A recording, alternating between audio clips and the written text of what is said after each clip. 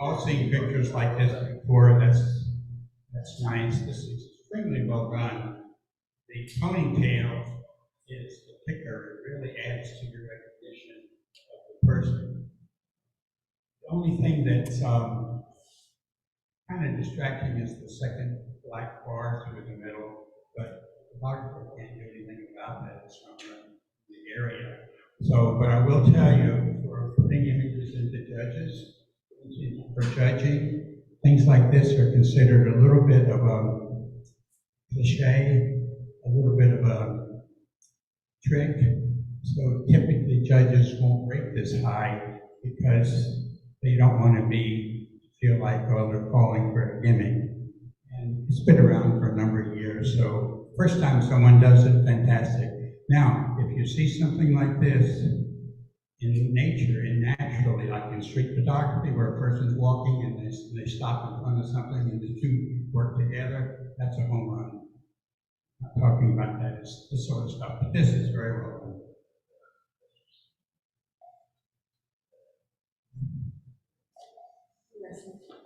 It's got a clicker, it's not working.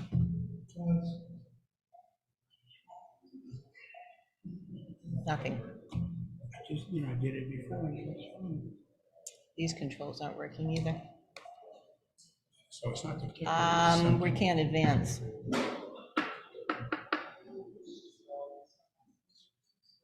It's no. Well, that's. You gotta, the cursor should be on there for some reason. Okay, so do it by cursor instead of those. Yeah. I just did that and then I think it's working. Okay. This is a very nice photograph of this young lady. It has 2, 3, 4 things going for it. One of them, she has a natural expression. That's key. Green and the red colors are complementary, that work well together. A couple of things that I have issues with. One of them, let's see, what was the title of this? Look, Nana, no shoes. Look, Nana, no shoes, which draws your attention to her feet, which you can see are very dirty. Now, this picture is destined to be in grandmother's wall or desk frame. So, how was she like friends coming over and seeing her granddaughter with dirty feet? I don't know. But it is a consideration. Now, you see the lines that are coming down on the sides. This is going to get framed, so you want to give a little extra room on either side so those lines continue. For example, right here, it needs to go out a little more. Up here, a little more. And one other thing, you see the green up here?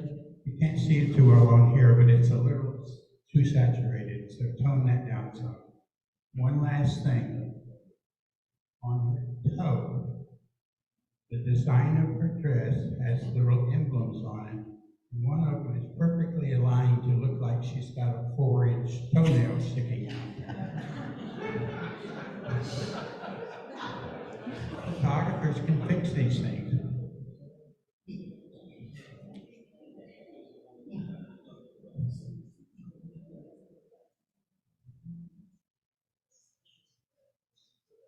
This image,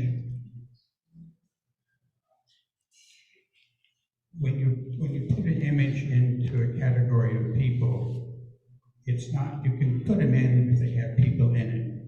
It's not a problem you're being able to enter it or not, but when you do, it's going to be judged on the people. So what we have here is a shot of various people who are not giving us much in the way of expressions. Now, Let it go out. if you're familiar with, I think the Impressionists were probably the first one to do this. They would paint pictures of outdoor scenes with a bunch of people in it, and they would cut people off in the middle. So you saw an arm, you saw part of a leg. What they were doing was communicating an idea part of it. So in photography, though, we have rules. One of the rules is you don't cut off parts of people. So this obviously is cutting off people. So if you're grading it for photography, for a photograph, typically you're going to downscore it because of where it stops and starts. So I don't know if the photographer had control over this group. I suspect not. But it's something to consider. When you're shooting something like this, if you're trying to get something, it's very hard because the guys aren't posing for you, and they're going to be looking every which way. So the best thing, take a lot of shots, pick out your best one if you want. But it's challenging to get something good in this kind of situation.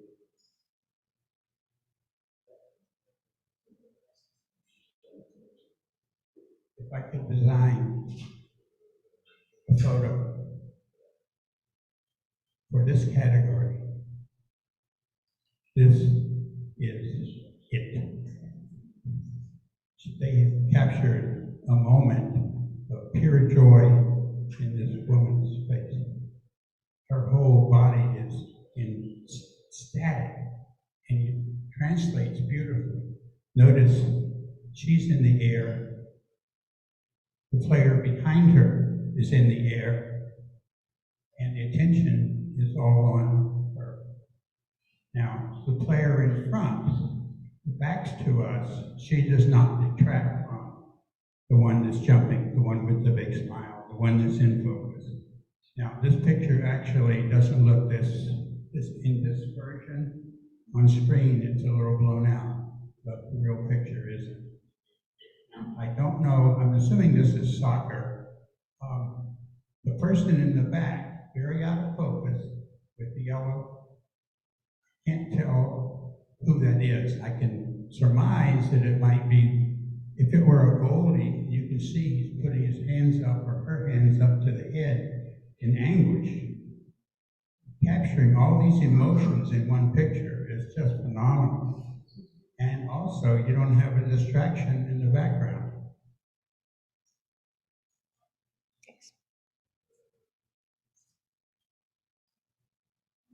This was the winner of the Let's Throw a Net in the shape of the map, excuse me, of the map of South Carolina.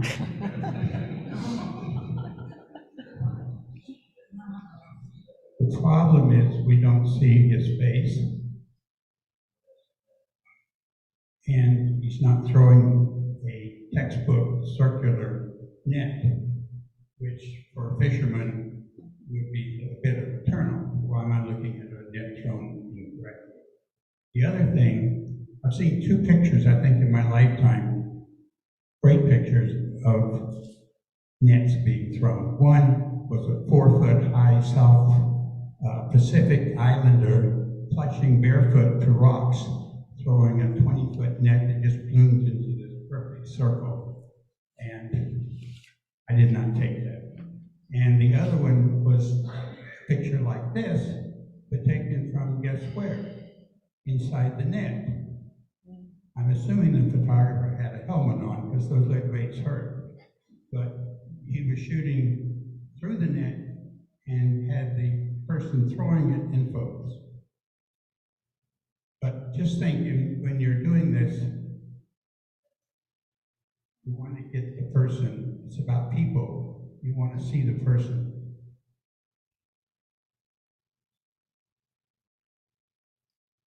Graduation day, I think.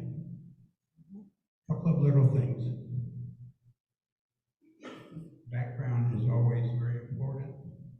So just moving over a little bit and shooting with a different background would have helped a lot because we got moss and branches coming down.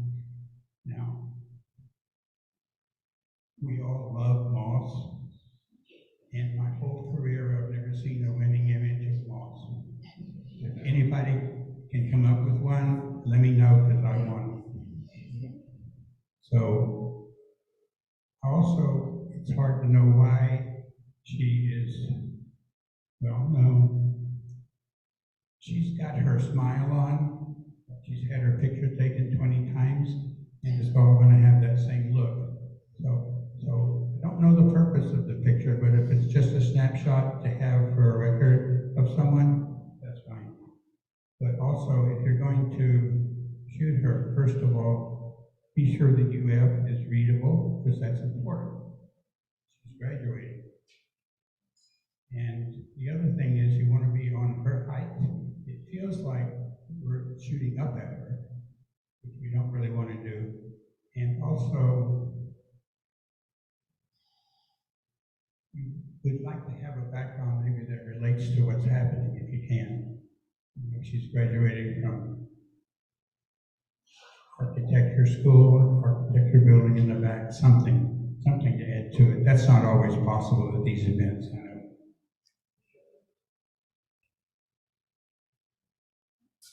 What's the title of this one? Let me see. Influencer's perspective, Okay, it has something to do with social media. media, thank you. I assume the eye is the ring light that is being lit with. Otherwise, I don't know what to say. It's not resonating with me, I guess I could say. But sometimes things mean things to people and they're communicating. And it's, you have to really know a lot about the person to get meaning from. Chances are this was done by a professional because, first of all, I think it's an engagement shot. See how her hand is up to show off her engagement ring? Notice how his hand is in his pocket because textbook, the photographer wants this gap right here, makes him look thinner. She's sideways somewhat to the camera, makes her look thinner. Nobody would pose, except a wedding photographer, would pose someone with their hand and their thumb sticking out. One other detail, this gentleman has extraordinarily long thumbs. And when I first saw this, Sorry. Whoops, shoot. when I first saw this, I thought it was an AI hand. That means if you're creating things in AI, often you end up with 6 fingers on a hand. So the other thing is, it's busy. Wedding photographers are always in a hurry. They always have to do things quickly. And it's not probably fair to judge them in this kind of competition because we don't shoot the way they do. We shoot slow. Also look, Oops.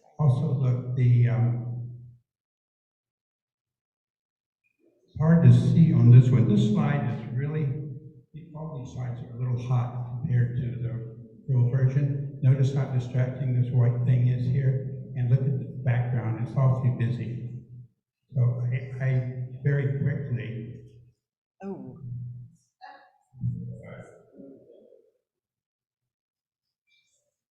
just cleaned up the background and came in tighter. Now, look at the complexion. I didn't do anything to that. This is also probably had a filter on it that the wedding photographers use. It strips the skin of any texture. No one complains about that.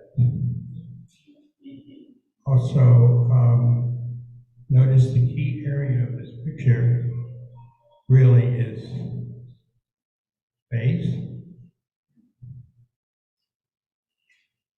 See how you can now see it's not just being distracted like we were before.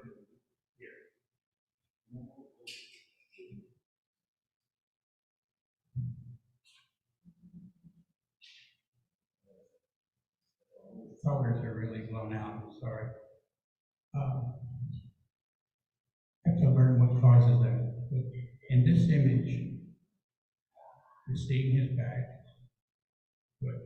the colors of this water and the sky are blending into virtually the same color. It is really gorgeous.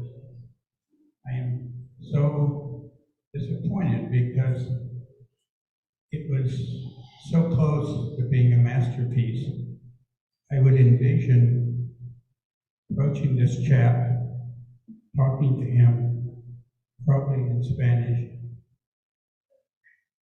but getting him to sit, getting him to take off the jacket, and getting him to hold the net in his hands and look up at me, and then I would shoot him close up, getting the beautiful yellow and blue, yellow from the boat, the blue from the water, complementary colors, and with his back to the water, think Old Man in the Sea from Hemingway. Oh, this was so close. The ingredients are there, you just have to put them together. It blew up because they got $10 probably, and that's a month. You can get it done, but you got to see it. This could have been a masterpiece. It really could. When mine come up, I want to be. I wanted, well, I do. This is a fantastic photograph. I think it would have done better in general because the skier, he's not concerned with giving us emotion. He's concerned with not hurting himself and enjoying what he's doing. But it's a great picture of a person who is giving us very little emotion.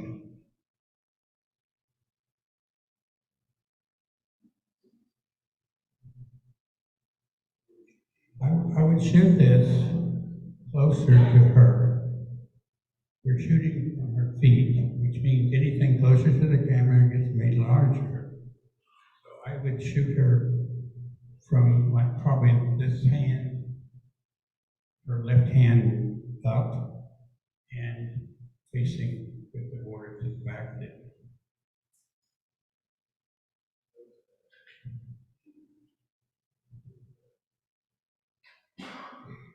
This is probably a shot, maybe in Japan. I don't see many people walking around in kimonos here, but it is very blown out. And I think it's a good record of what you saw, and probably something that you would need to be able to see their faces and some emotion for the category.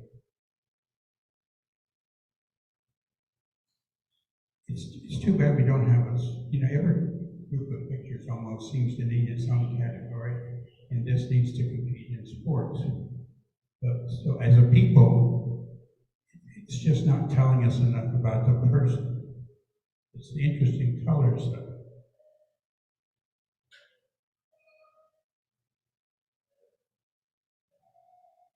Well, the obvious thing is it's an ad for Coors. But look at the horse. Look at the way the horse is turning. Look, it looks like he's dancing. It's very interesting. Now, what I did is I just came closer and increased the exposure a little bit on his face. Now, the back of his shirt is blown out. I don't think that bothers us much. But look at the feet of the horse. That's just fantastic. And I would also, I know sometimes I'm telling you to do things the category rules don't permit, but I would get rid of the 6 behind him also.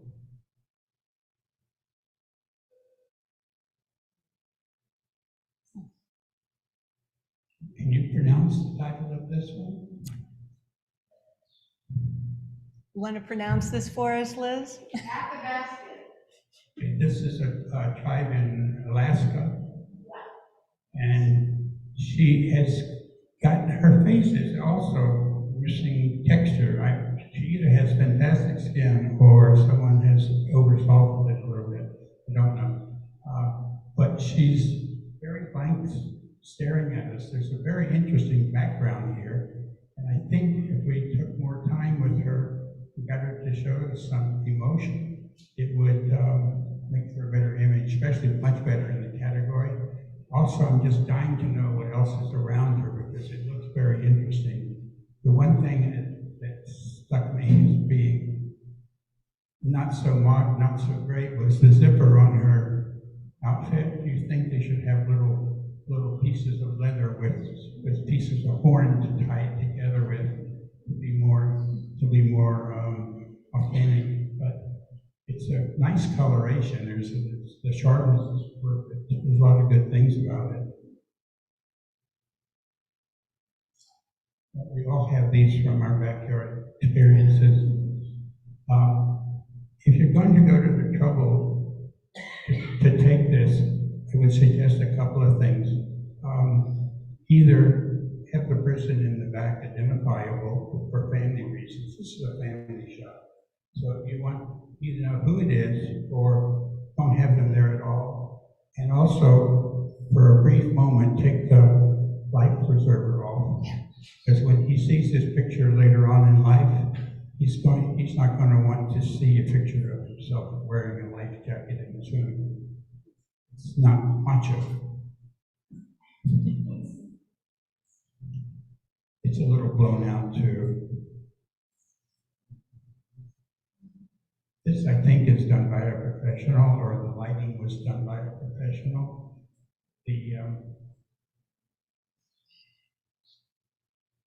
The expression is very good. I don't know. I think whimsical.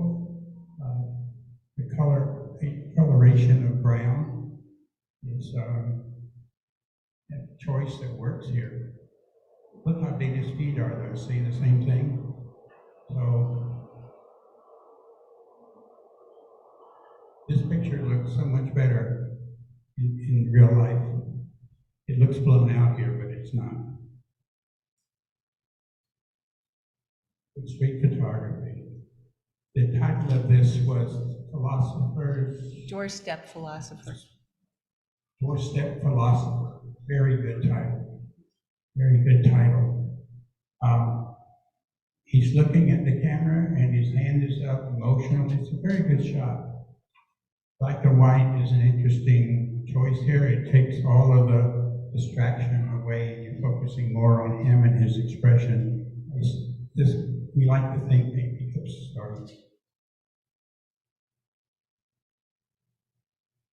this knapsack here could be his life possessions. We don't know. It would be interesting. The professional photographer is back. You can see what these filters do to your face. I mean, her side of her face is blending right into her neck. But I can guarantee you the bride will love it.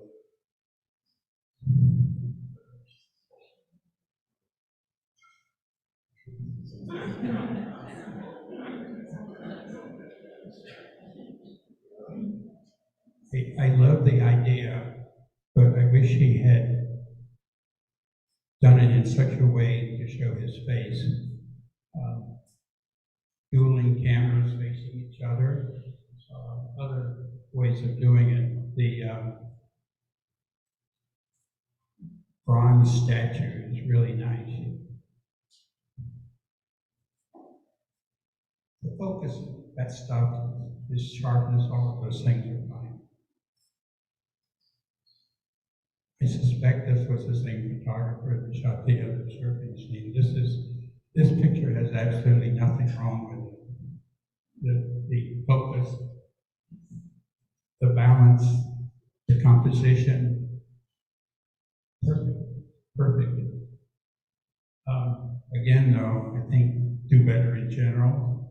The person is caught at the perfect moment of falling, has a lot of tension, a lot of excitement to it. His facial expression is completely blank. I bet it's not blank in his mind.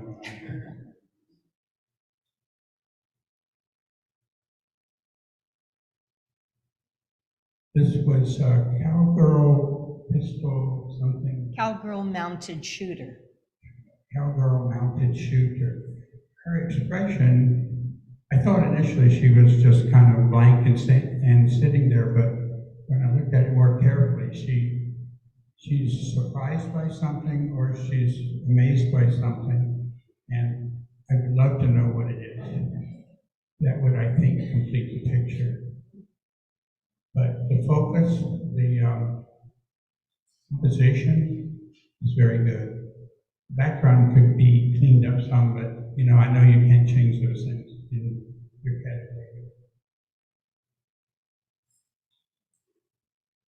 This one depends a lot on what's happening around it. So it's part of a story. I don't think it holds up well to those who aren't informed about what we're looking at. The title didn't help us much, did it? A different voice. That different voice. All I can see is there's a speed limit in kilometers per hour in the background. So obviously it's not in the US, it's probably Europe. This is nice. Again, it's sports. So we'd like to see her right arm pulled back a little bit, or the photographer's position changed a little bit, so it's not coinciding with her leg. They kind of meld together here, but it is very nicely done. I've seen this elsewhere in her too.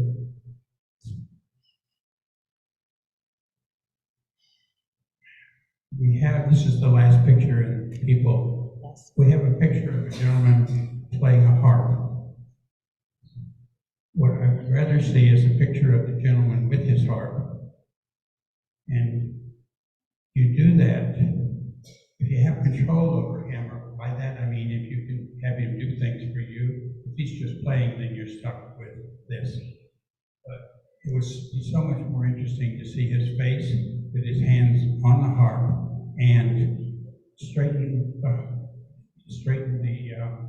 harp and get rid of the watch.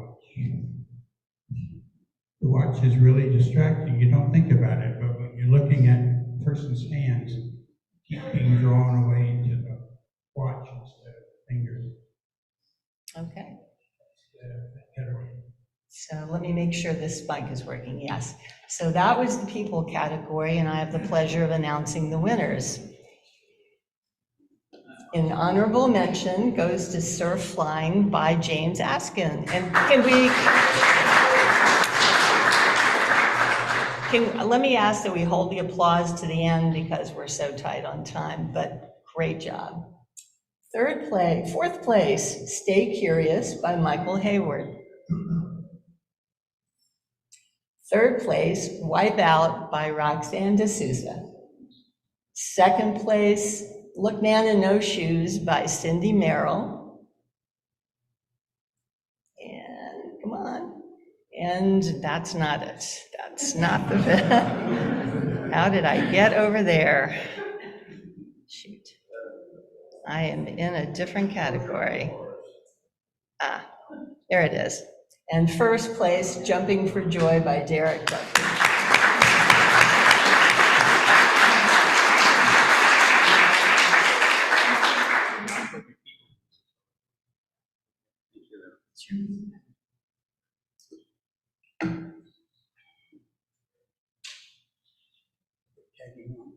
Creative, yeah. Be creative, selective color.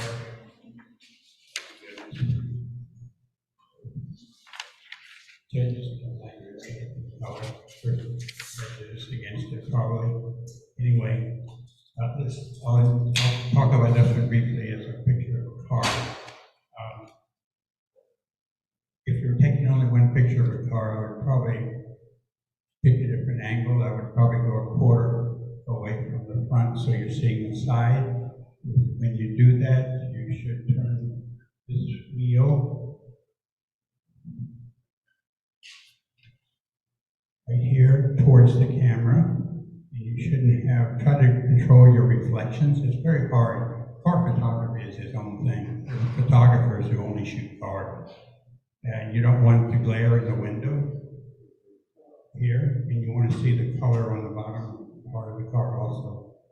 So, But if you're into car photography, there's a lot of information out there.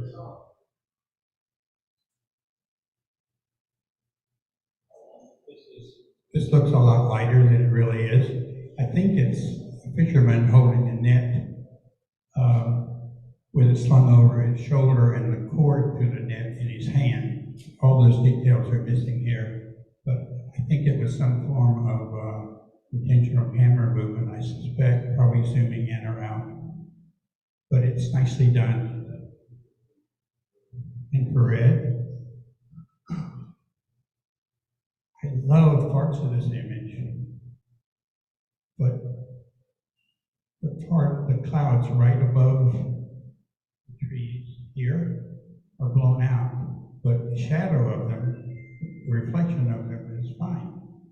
And it's a lot darker and more highly contrasty if you look at this part of the picture itself. This is, I think, not helping the picture. It's very bright, and these trees along here are very bright, and this brightness in here. I think I would try to compose it differently to get more of this kind of a look in my picture.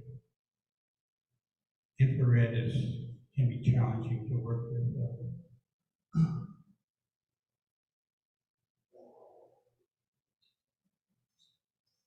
This is very well done. There are a few things I could change. It's very imaginative. You would straighten the structure. You see how over here this is bending inward. Over here is bending inward too. Those are easy adjustments.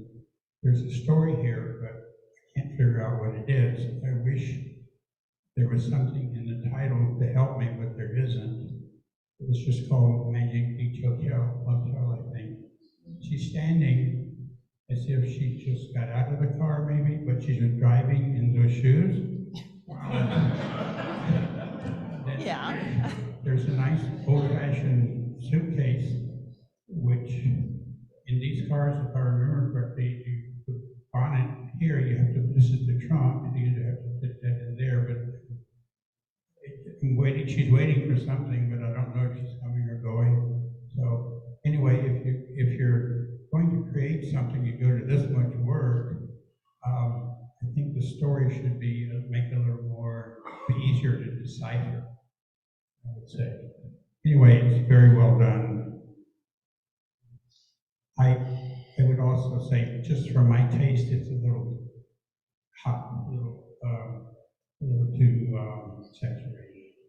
But that's just, that part is personal taste. I don't know the relationship between the model and the peer. This is creative, so you can put people in, take people out, move them around, but it's just not clear to me what that is. And I don't know if she's happy or sad because her back's to me. So I really need more information. This is called Apple Dance. Apple Dance. My first thought when I saw this, it was just one of those Photoshop filters that make things squiggly, but when I looked at it more carefully, it's actually very well done, very carefully crafted. The lines are all very precise. The thought of where people are seems to have been given a lot of attention, and it's very well balanced. It's a picture, the more you look at it, the better you like it.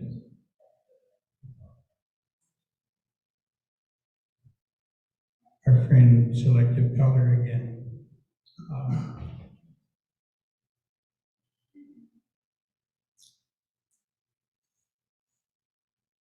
They went to a lot of trouble to separate, I think, to separate the bird from the background. It's not easy.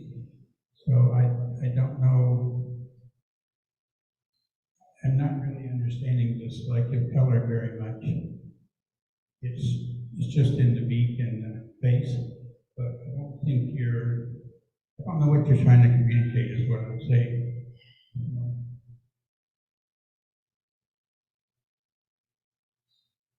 This is called teal something. The color of the sky. You've got a couple of issues. If you look, sorry, over here, you see that white line next to this? That's generally caused by either over sharpening or a sky replacement. This wasn't selected perfectly. Also, since we're in creative, you can take stuff like this out. I think it's some debris. I think this is a tree that's probably either an oak cypress or is kind of distorted from the camera being using like a 22 millimeter or something close to it. And then the horizon looks crooked now. I didn't see it before. It might be how it's sitting in there. I don't know. So I won't say it is. It either is or it isn't. So the sky is very pretty. It's an interesting thing to do, but if you've got creative, then you want to go ahead and do things, take it a step farther and take it a step, my fat fingers.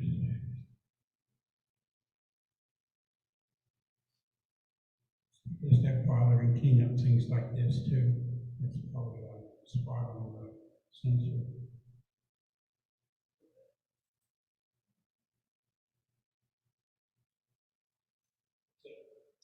Next one. This is called The Rain Is Coming, or Here comes the rain Here again, Comes the Rain again. Again. I think the title needs to be stronger. I think it's more than rain coming. I think it's a hell of a storm. And the picture is very simple, but it's very carefully crafted. Really is. If you look at this and visualize in your mind, there's an arm coming here. This is the muscle dividing the two muscles of the arm.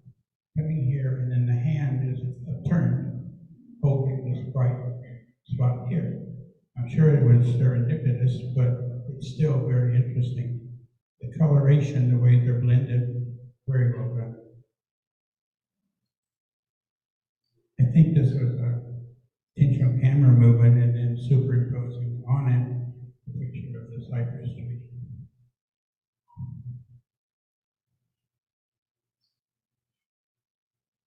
It technically has no faults. It's just it is what it is.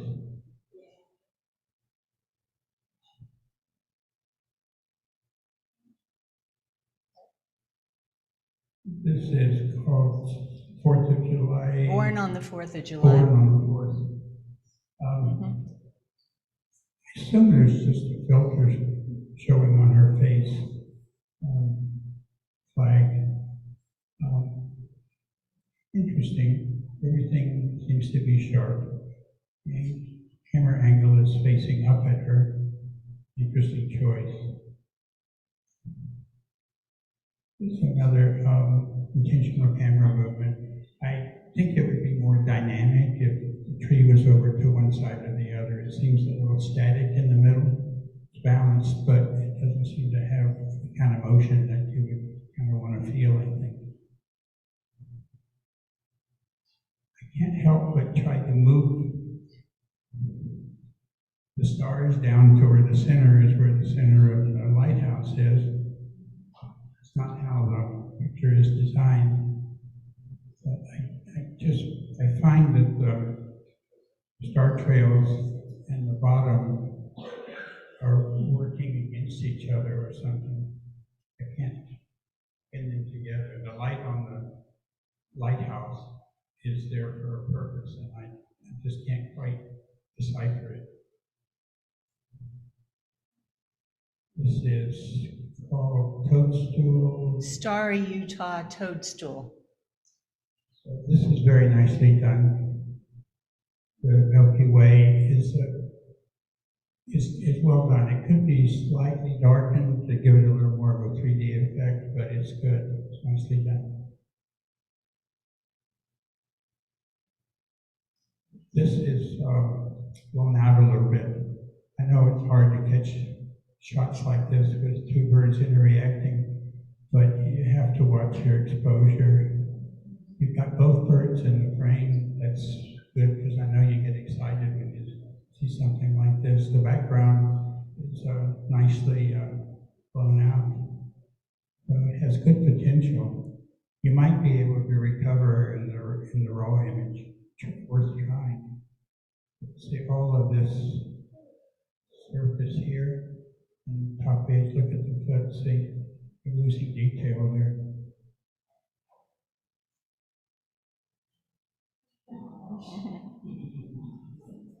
This has got a very nice composition to it. The eyes are very sharp. The nose and the mouth aren't. That's probably the main problem with it. You really need to try to get all of that. I think it would be stronger if the chimp had something else to eat.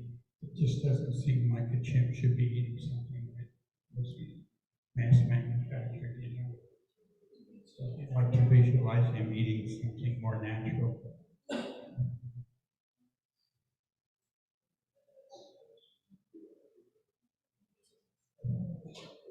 What's the title of this one? Falling. Falling. Mm-hmm. I think it was done with maybe, I think they're leaves, aren't they? Okay. Fall is in fall with season. Well, it's just what it looks like. It's color blurred. I can't identify with the emotion that the photographer is trying to get across with it or make me feel. But that could be just me. I think when you start showing something you can identify, like this butterfly, you want to start putting the pieces back together, and you really can't because they're not all there. So it's interesting, but I'm not sure it emotes very well.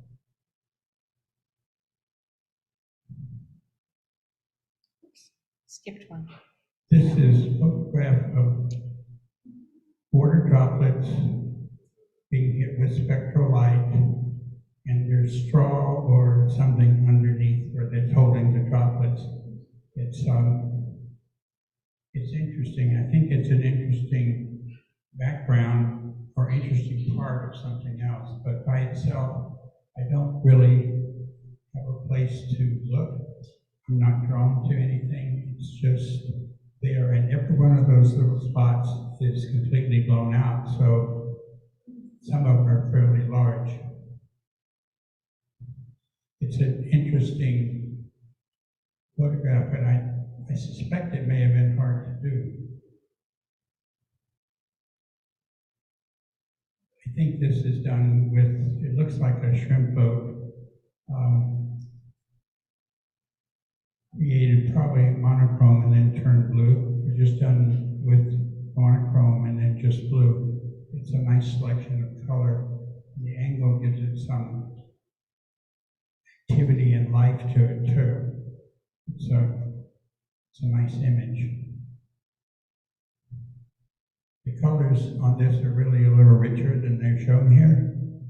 It's called Waving Palm, and it's the colors are really very gorgeous, and with the individual strings, there's a three-dimensionality to it that's quite engaging.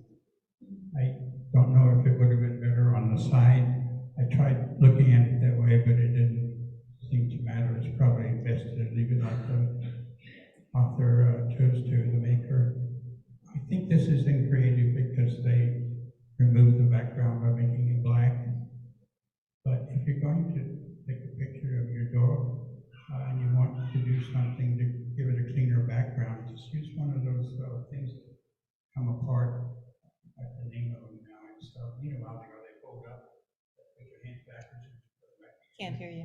those things that you use for backdrops that just unfold, black, white, silver, gold. Just have somebody hold one behind it. It also looks a little grainy, maybe over sharpened a little bit, something like that.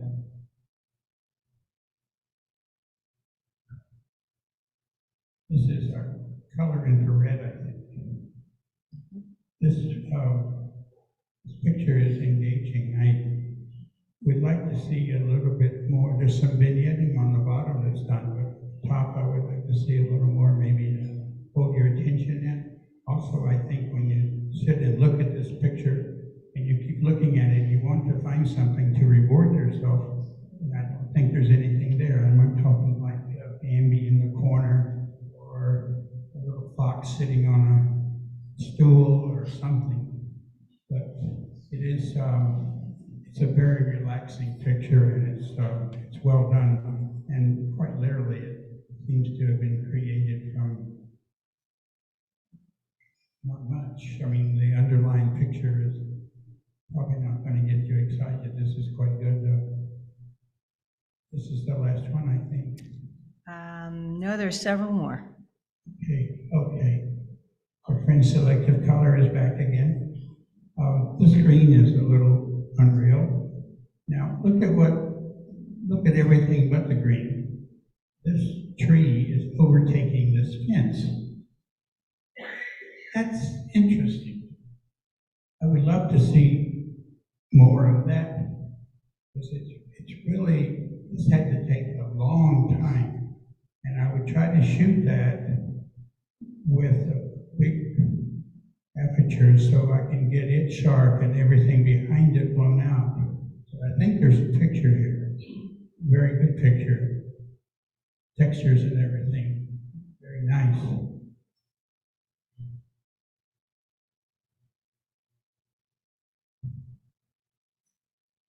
Boneyard, I suspect. Sunrise. Has to be on the east, right? Yes.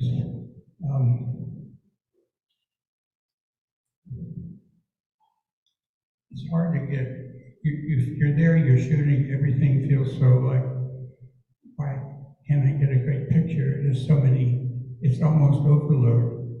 But I think the problem is you need to try to simplify, try to get where you can get one of something with the color, and then also try to keep your horizon out of it's almost in the center. So it doesn't always have to be that way, but I just see so much of trees that it doesn't let me focus anywhere. I can't have a center to look at. Coloration of the sky is nice. The softness of the water is nice. I guess this is a drone shot. Most of it is out of focus. Colors are interesting. Colors of the water are interesting.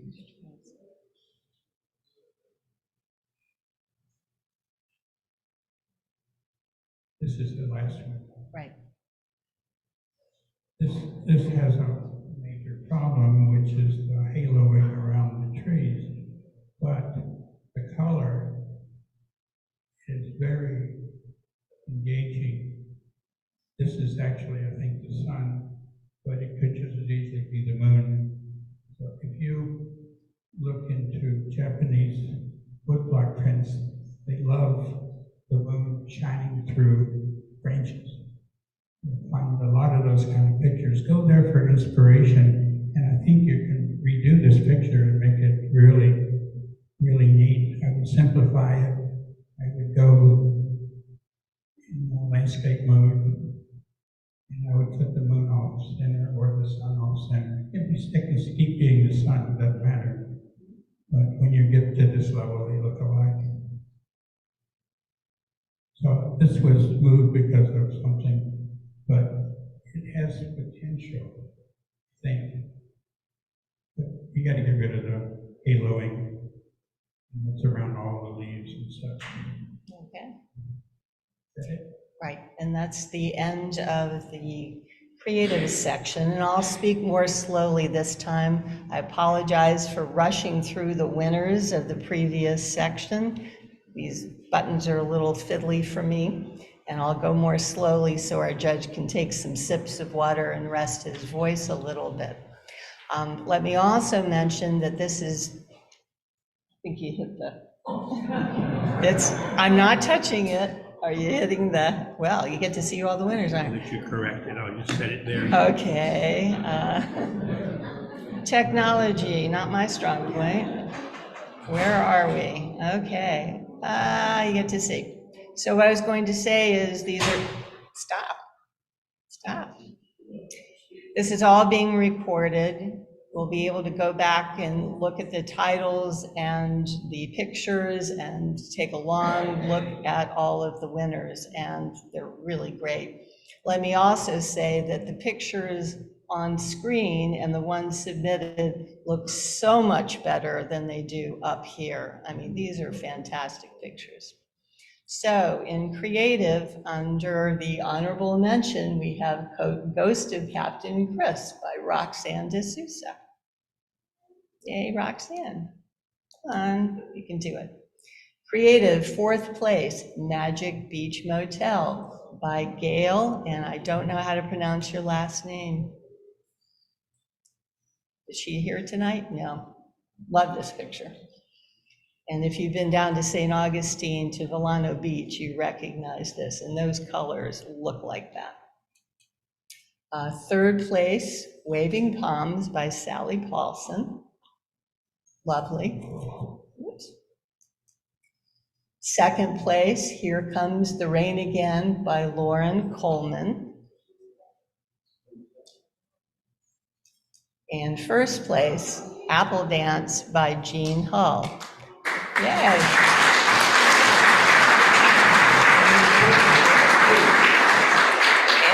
And for those of you who may not have gotten the connection, I believe this is a shot inside an Apple store at Town Center. So that's what the title means to me. Okay. So next we have general. We are following behind. And let me say too, that if by chance we don't make it through, our judge is going to record the balance of his comments and we will add it to the recording online. But we're going to try our hardest to get through all of these. So thank you. Did you lose? Microphone. Microphone.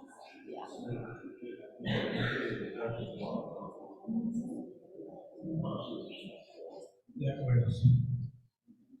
That was Leslie telling me to talk less, move faster. Talk faster. Abate. Big Sur, south of San Francisco, is a snapshot of the area. Don't really have a lot to say. It is exactly what you see, and it's what it looks like.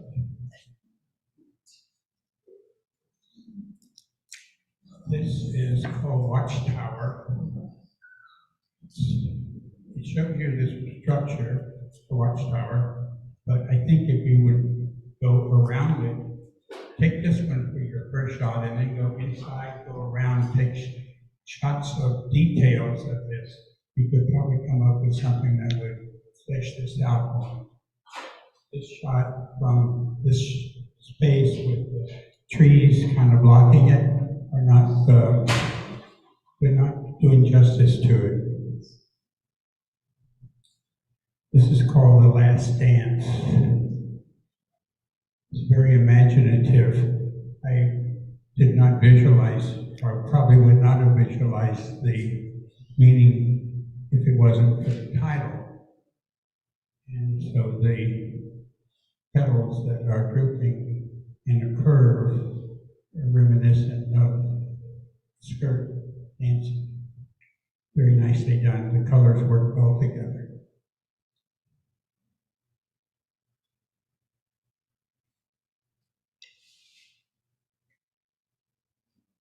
This looks like Riverside side of a Comer that area. When you choose to go black and white, you should have a reason. Usually you're doing this because you want to show off shapes, textures, something. Here, you're giving me exactly what I would get if I were standing there. So you have to go a step farther and tell me what you want me to look at. Is it walkway with the shadows, the wall with concrete abutments, or the tree with the light? It's just giving me too much, really. This is in Iceland. This is a fantastic picture if you're doing a book. And if you go to Iceland, I know you're going to do a book because it's a big effort to get there.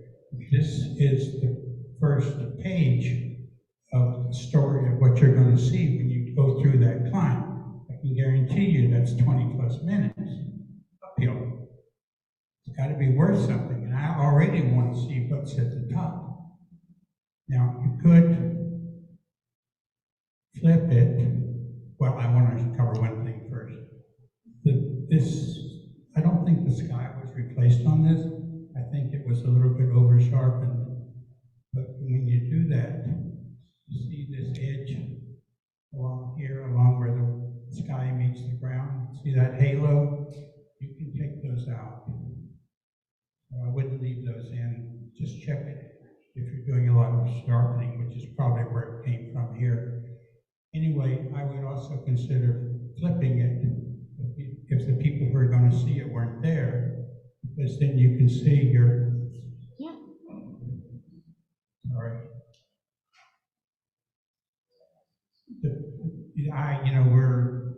We look at stuff coming from the left.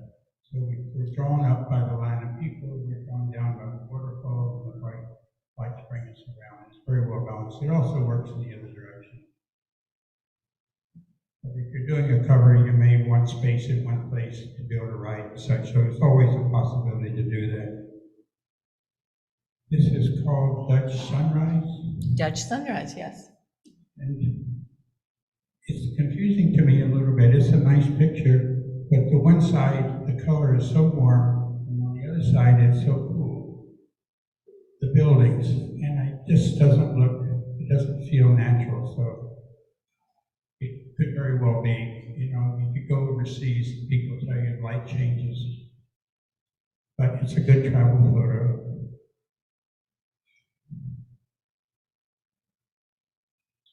This one says road to nowhere. To the unknown. Road to the unknown nowhere. Road to the unknown.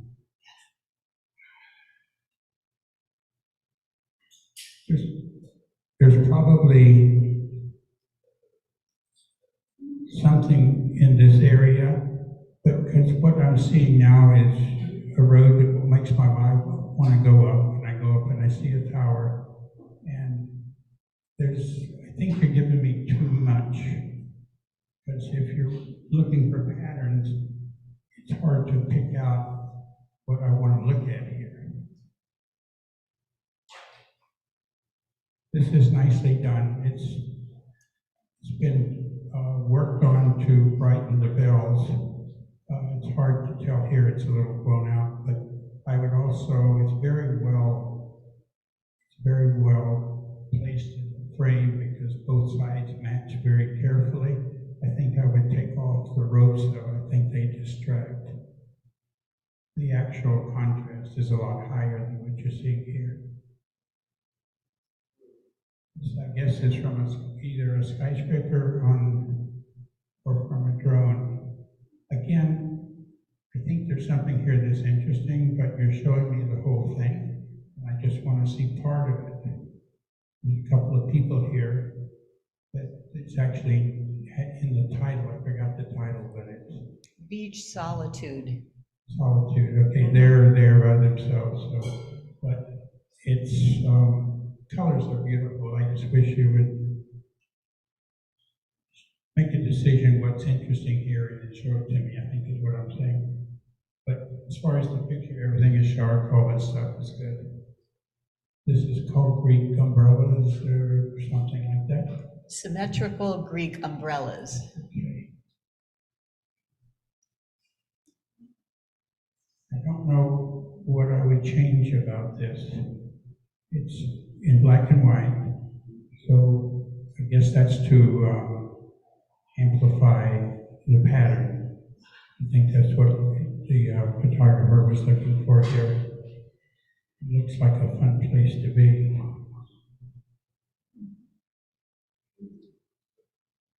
This is a well photographed place. It is gorgeous. The natural composition is beautiful. Some parts of the year are a little more colorful than this, but it's nicely done. Everybody shoots from this and a couple of other locations, so there's really not much to say about it.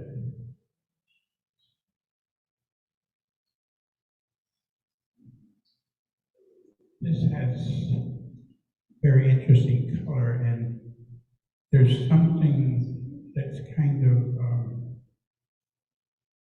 off-putting, I guess I would say, or a little bit hard to explain.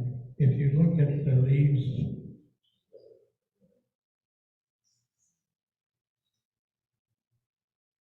here, these leaves are green here. There seems to be rare branches above it, and then the reflection is all green. And these are all green, and then these are green, and the tops are not. It looks like maybe the sky was replaced, and that's why it hits along there, but maybe not. It just looks that way. It's an interesting picture. The shapes are very engaged. Colors are very engaged.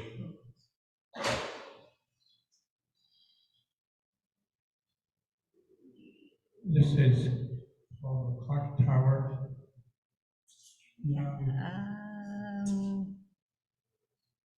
Prague clock tower, Yes. elevator. It's a lot of complexity here. You know, a lot of people would want to move this to black and white. What I would probably say instead is there is a picture here. I think you've taken an overall picture of what you're seeing, but I would go in and look more carefully, look for patterns that can be simplified. I think we generally are a little overwhelmed.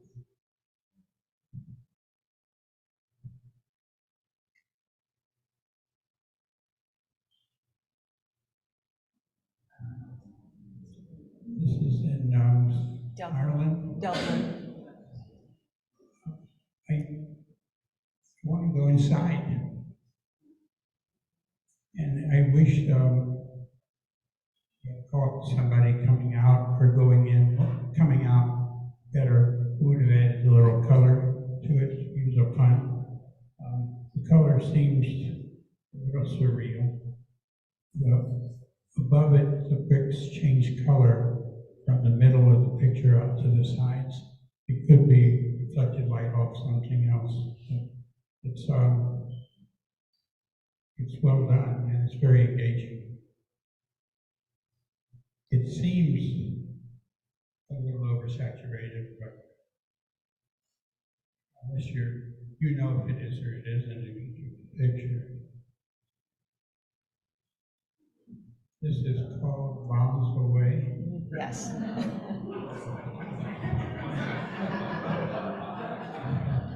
You know, we photographers are always complaining about somebody giving us too many birds on a stick because they're just sitting there. This image has very good positioning as far as the latitude and position on the bird is right. The eyes are sharp, the beak is sharp. Everything about it is fine, and when it comes to doing something, well, 4 out of 5 isn't bad.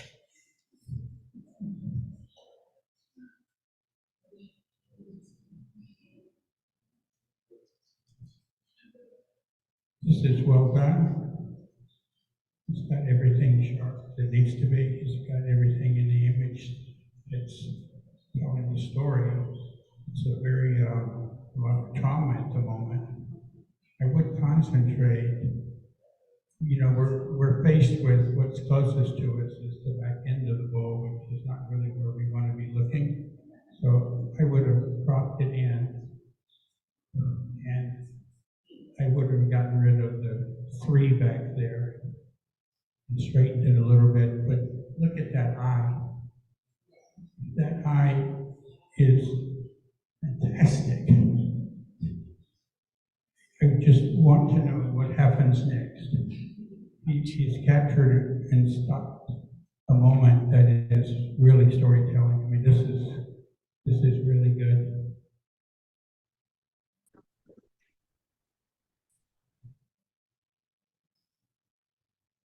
This looks like some of the flats around Intercoastal. It's nicely done with low tide. I don't know if it would look better when the tide was higher, but then you gotta take what you're given. I kind of like these sort of things without the man-made walkway in the way. So if you crop in,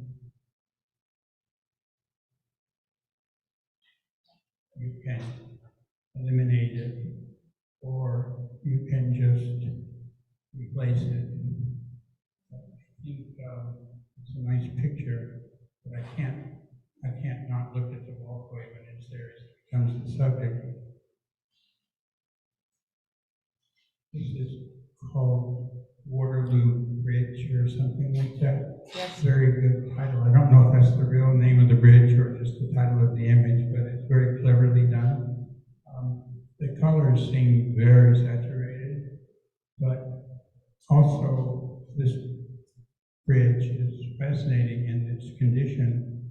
I would love to see, maybe in addition to this or instead of this, close-ups of it, because there's a lot of textures there you can capture, and you get the reflection of the water too. It looks like a picture from a calendar. Again, very nice.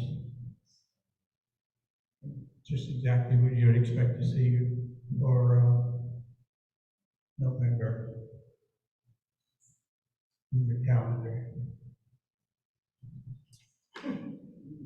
This is a study in composition.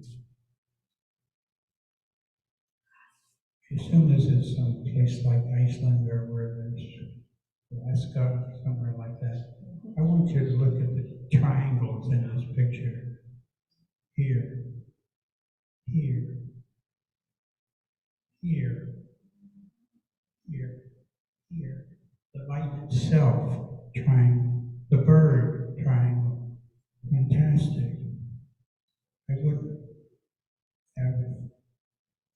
I think I'm on the wrong picture. No, you're right. Wrong way. No, I would have cropped in to remove some back here. I think it weakens the picture a little bit. That's just how I see things. I also warmed it up. I warmed it up too much, so the coloring before was better. But here, I think you're concentrating on the bird and this relationship with the light. It's really what it's about.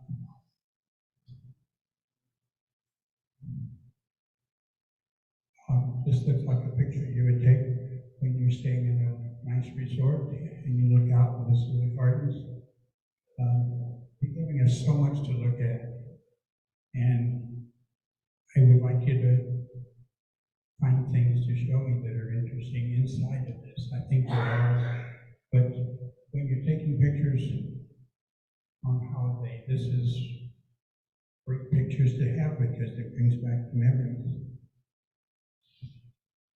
This is something about a sailboat. Cozy sailboat dreaming. Leading lines. You think you're making me work too hard to get to the sailboat that doesn't have any sails showing on it? These are very long leading lines, and spending a lot of my eyesight getting down there. And I would just walk closer. You don't need this many leading lines, quite honestly. It's an interesting picture. Walk closer. Oh, this sailboat got sails now. And I would take out this. I think it's distracting from the shape. And I want to show you look what's in the clouds. There's a little girl. She's got ruffly hair. And no, look, with her left hand, she's holding an ice cream cone. And she's bitten off the bottom of it and she's sucking out the cream. Just right there.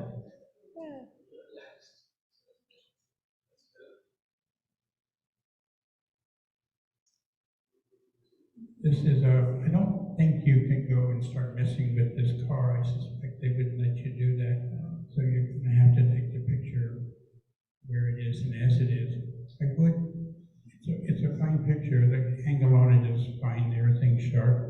I would take out, in Photoshop, the sign on the bottom and the oil pan underneath.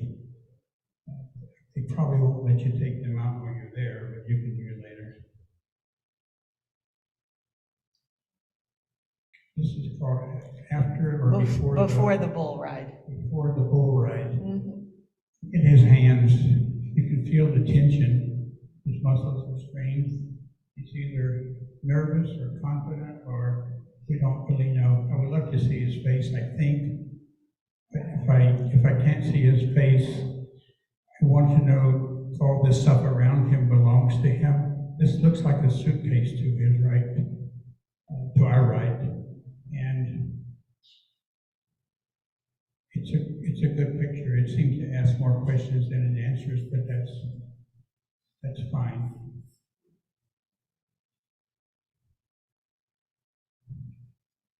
This is the Basilica in the Vatican.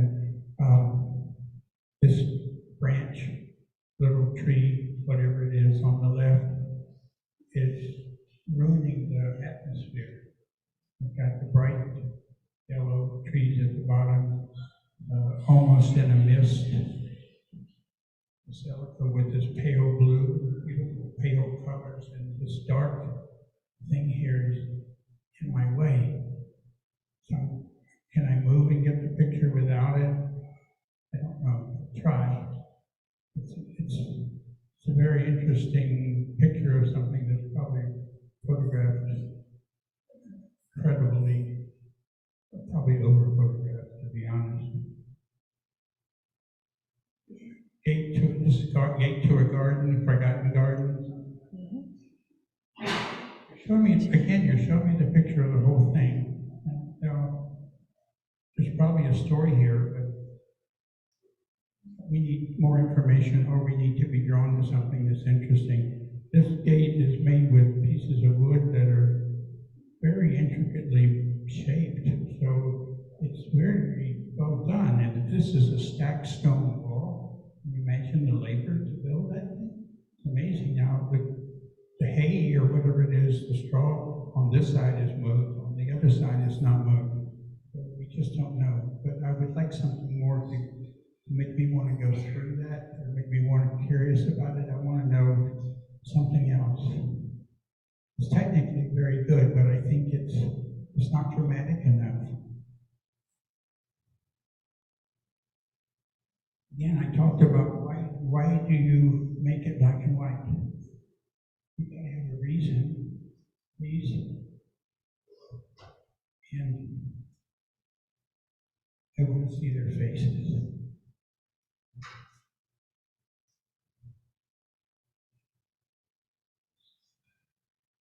I want to see their faces. Launching a boat in this kind of waves is something these people do all the time, I'm sure. It's probably part of their exercises, and these are probably lifeguards, I'm assuming. They look the role, but maybe not. But anyway, get closer, I think. And I want to see their faces. It's kind of, they're too dark, saying they need some more light in there.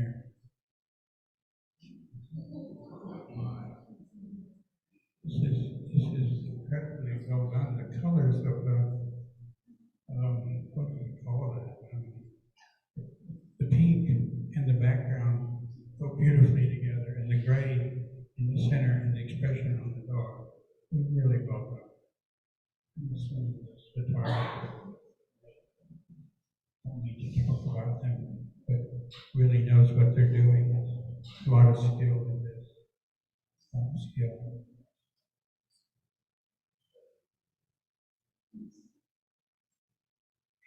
The time of day is our worst enemy sometimes.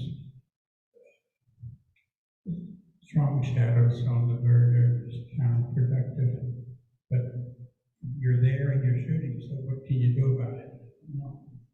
It's a little bit soft though. You gotta get on the eye and sharp and get it a little better focus. It's not easy. And you're a little close on the wingtips to the edge, so need a little more space there. This is called Moonscape Outlook, or Outlook at Moonscape. This is in Utah. I think this one is Precarious Sunrise View.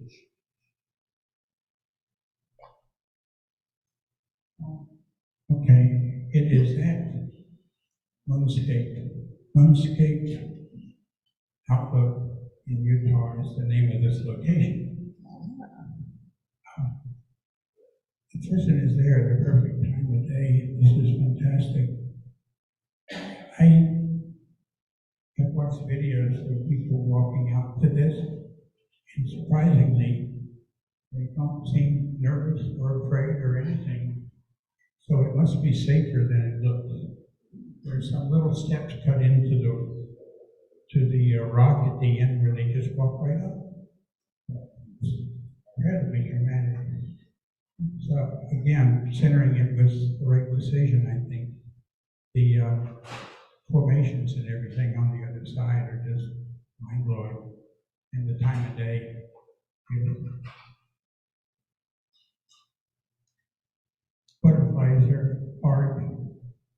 They're so beautiful, but they're so hard to photograph, and it's always something missing or wrong or something. So getting both wings in focus is hard. Getting them separated from the background is hard, and then having them with the flower, and then they don't want to stay there. So I appreciate butterfly photography. This is nicely done. It's in the picture itself, the tips of the butterfly fade into the black a little more than it does here. This actually looks better than the other one. Nicely done. This looks like a great picture to have in your book or your trip to some vineyard. I assume this is Napa or someplace like that. Or it could be Europe too. But very nice unit, very nice place to have a logo or something telling you where you are. The tree coming up and the branch circling it brings it in. Very nice.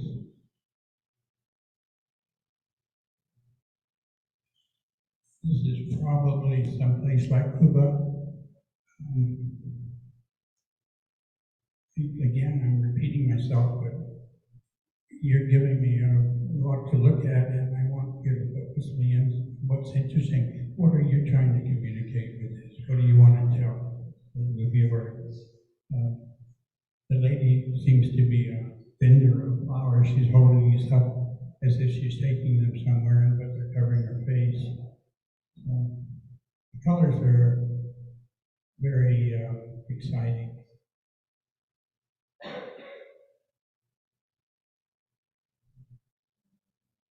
Similar to the other picture, this one is in black and white. This, I don't know how far behind them this is. It looks like it's dangerously close, but might not be. I would come a little tighter. I think it makes the picture stronger, and I wish the sergeant would turn around. Maybe he will. This is in Italy, I think. It's part of the story. This board is used as a transport. It's interesting. I don't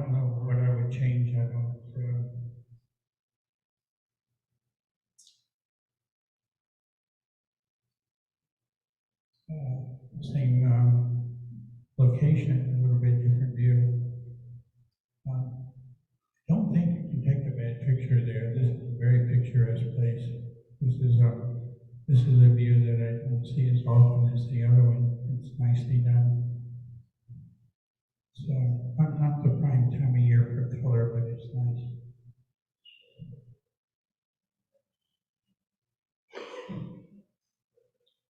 It's called Boom or something like that. When you title a picture, you're giving a hint about what's important. So here, when you say boom, I'm thinking the cannon and the smoke of the cannon is what's important. But how many pictures have you seen of cannons being fired at the reenactment in a state? But so I would say, you've got this picture, why don't we come and focus in on the people? There's 3 guys who are covering their ears and 1 is not. So if you want to draw attention to that, then you title it something like, "Who forgot the earplugs?" or anything to draw attention to the people, if that's what you want to emphasize. I would also lighten them up a little bit. Now, in the picture that Leslie's looking at, they're not that bright. They're not blown out.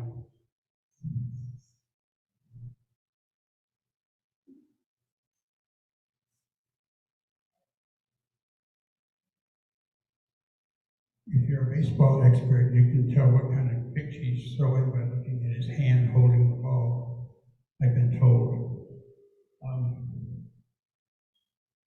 I think he kept the focus wider than he wanted because he wants us to see those other 2 players. I think there's a coach or umpire behind one of them, and then there's another team. But the motion, position, the point where he's pitching it is very good. I don't know if it would be better half a second later, but when you're shooting things like this, you're probably shooting ratchet, one right after the other. He's got a good focus on the picture though. This is the last one. No, there are about 6 or 7 more. Okay. This is a picture, a historical picture of a location that has to do with the 1970s, I think. But it's recording what's there. This is Niagara, probably. Horseshoe Falls, Fury. Horseshoe Falls, okay. There's not enough to look at. I think, of course, I've seen pictures in doctors' offices of the sky. Nothing, just sky. So it's all in what you see. I think it's a great picture to have to put something in it too later on. But there's very little actually to see other than mist and a little bit of green above in the corner.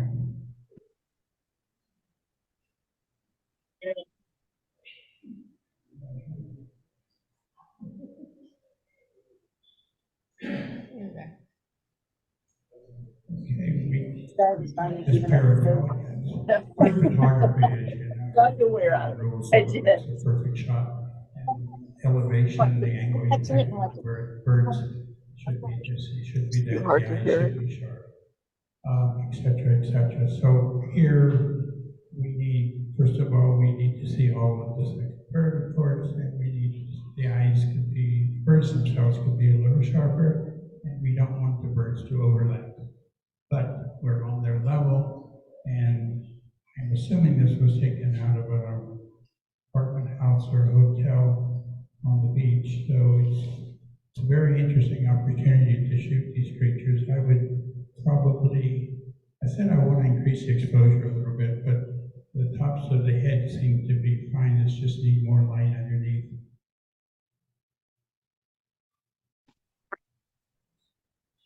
So what's Helen?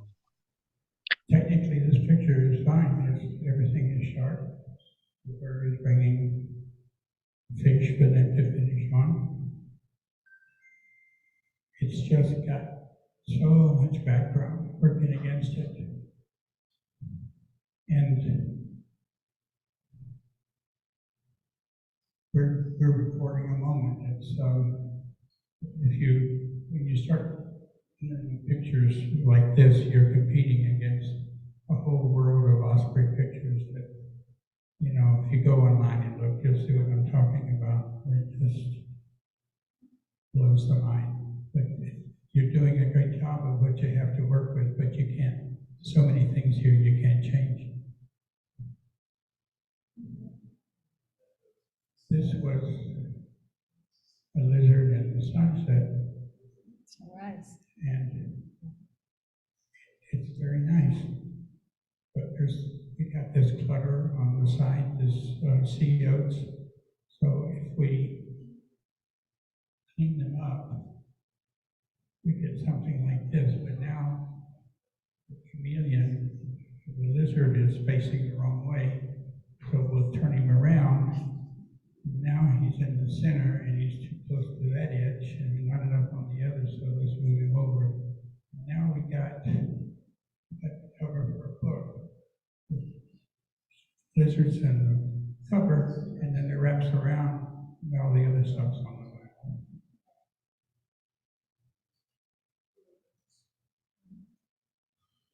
This is sharp. It's a little bit in the shade. Here it looks different from the image itself. It needs a little more light in the face. The part that's bright right behind his head in the actual picture is not blown out. This one appears to be. And his face is kind of in the shadow. Also, he's not opening his mouth, he's not roaring, he's just standing there.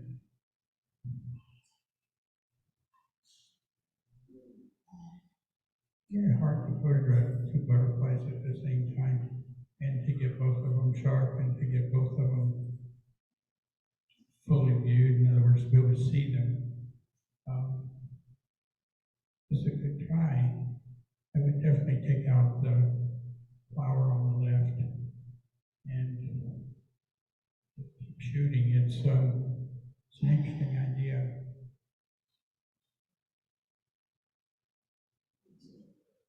I told you there's rules for birds. There's separate rules for shooting hummingbirds. And ideally what you want is you want the tip of the wing to be a little bit blurry to show the motion. You want the rest of the bird to be sharp. And you want to see the color of the bird. And those colors depend on light. So here, cover, we don't see the color very well because the wings are forward. The wings are forward because the photographer wanted to capture this moment where the beak is going through the unopened flower and you can see the tongue sticking out the other side.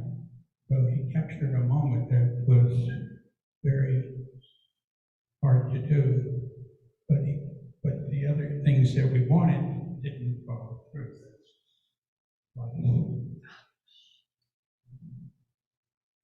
Close-up pictures of sunflowers, fine, but we don't want the white on the other side, so I would just come in tighter, then you can get rid of that. This is also studying textures and sharpness, so it has to be perfectly sharp. It has to be making these patterns that are very attractive.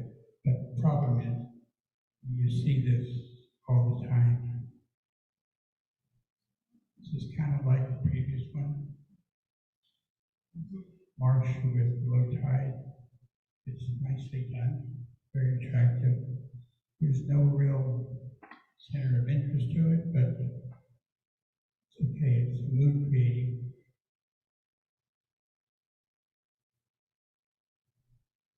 Some photographers or some judges would say we need to have blue skies, we need to have clouds.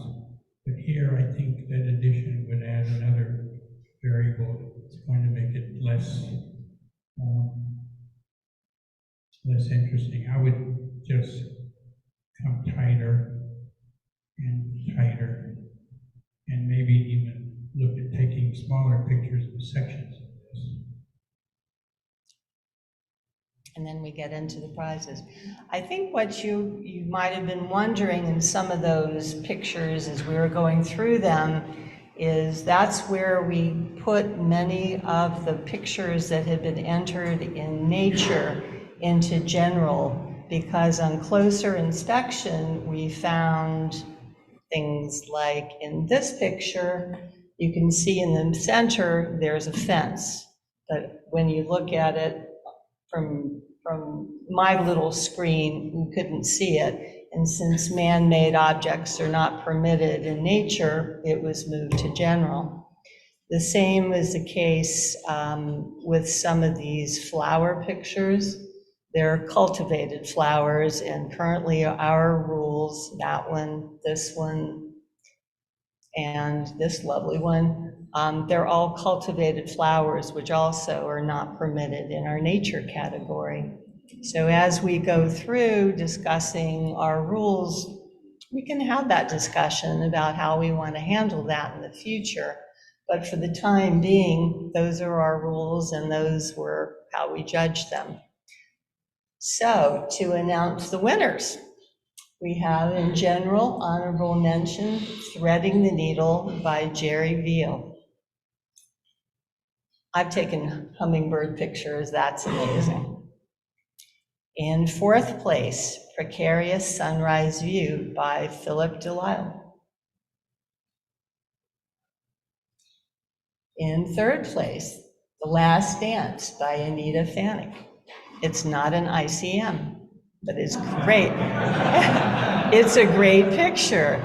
You know, it was interesting, we were having a lot of discussions during the judging, and Young said, I don't know if I've seen anything by Anita, and I'm thinking, well, you don't know, but she surprised us with this gorgeous picture. She does it all. And second place, James Askin's Bombs Away. Made us all laugh. Great shot though, the bird. And in first place, we have Liz Pierce's Mystic Flight, which is another terrific shot.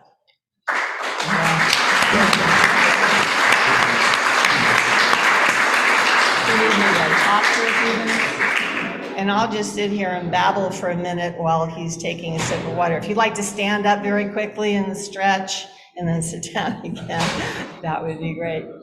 So the next category we're getting to is nature.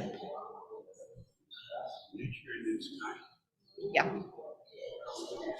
We're doing pretty good. Caught up, didn't I?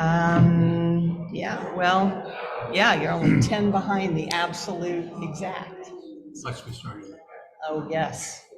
You're doing a fantastic job. How's your voice? I felt so sorry for you because I know you spent all this time getting it to be perfect, and it's, you can't control it. You just have to. Sometimes, and all the, you know, the titles were all there and everything. But, you know, you do what you can. I'm just saying, I Hey.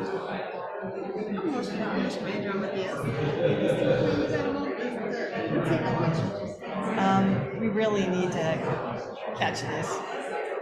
You can wait till the end. No, I just wanted, one of my veterans was leaving. I'm trying to entice him into getting in here. Just want him to look at it. Well, do it fast.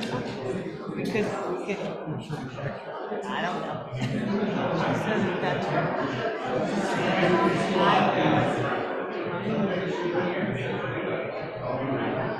Okay, well, let's see, according to my calculations, it's 7:10. We're supposed to be on 151, and we're on 144. I love working with you. you are, I'm usually having to play your role, people, and then you're trying to think about it.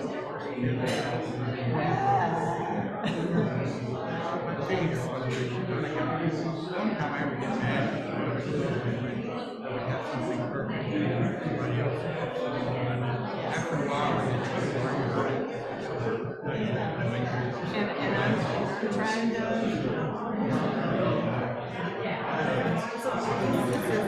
before, so I do art group at beginning of like some of them are not as I believe it got PTSD, so I chose the artist location thanks to him to get them out.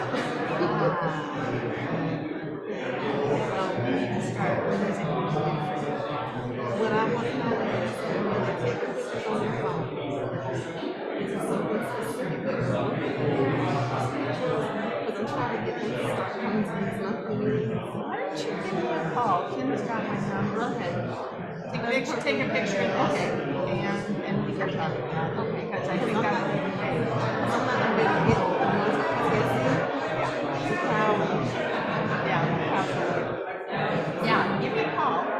I'm Rochelle. Rochelle. That's okay. This Don't worry. judge, he's like judges for the Yeah, national organization. He's not some, you know, local guy. Well, he is a local guy. He happens to live here, but he's retired. Yeah. 3. You could only submit 3. Okay, boys and girls, if we can resume our seats, we can get into 100. the next category, Probably 300 or which is a very 400. popular one, nature. Nature, yeah. There's Hey, you in probably the back more in there. this category, Did we lose half of those? especially in Florida. Yeah. A lot of them are, which makes sense. Excuse me, we're This going is to the best place start again, so for please take your seats. St. Aug. Don't make me call names. But I mean, even if the birds aren't native, they fly Thank here in you. the winter. Yeah, it's like you get birds from everywhere. There's some beautiful egrets and the blue herons and You the got it? raptors, everything. Yeah, Please mute your microphones. songbirds, robins. We were at the tree I've box got one time. the This hawk titles. came down. Oh, can you read them out? Should come up. Please mute your microphones. Sometimes the title. Yeah, Right that's out what of I it. want to get. Right out of the Yeah, Would have been good. little marsh area. The yeah. I first got to picture take we're going to time be to go looking at and is sit Serenity. there and find something like that and just sit there and hope that he does that and have my little finger on the button, you know. There's a couple spots on Thank the you. course the hawks just sit and wait. You have to show me where they are. Take me out I in your don't think I've ever seen it. cart and show me where they are. Well, there's I'll a trespass and take pictures. like flowers on 14th hole. There's this little island that's got some dead trees, and you'll see a lot of times hawks sitting up on top of dead trees, faced it. The only thing I would He like, watches I and really don't know if and we're it- looking and at a they- sandbox or miles and miles of space. I would like something in there to but get. they're so cool. That's the picture you want, man. That's the best picture you can See get. I that think. line across the bottom? The line Birds channel in across- See flight. many of the It's in- herons and egrets go down there and fish. You know, they Not have there, a it's fish. not They the- have a little fish in their County feet. for all- They turn them around Or a and swallow frog. them whole. I got one with This a is little hidden frog. treasure. Most of them I see a fish, and they got Yeah. like a fish about that big, you know. That's what they Texture of this prefer. picture is Yeah. really Little nice. minnow or There's so much to look at. look at I that. There's almost a would lot of say- carp in the pond. Carp? Yeah. Really? Oh yeah, it's fun. I didn't know they had those in Florida. It is Yeah, well, they got them also there for. very, very busy. Oh, There's just so Yeah, much going we on. they are here good at that. Yeah. We have it's tons of hard carp to- in our pond. Oh, In okay. Cimarron. to say, wow. I mean, you see some big ones. It's big. Yeah, they get.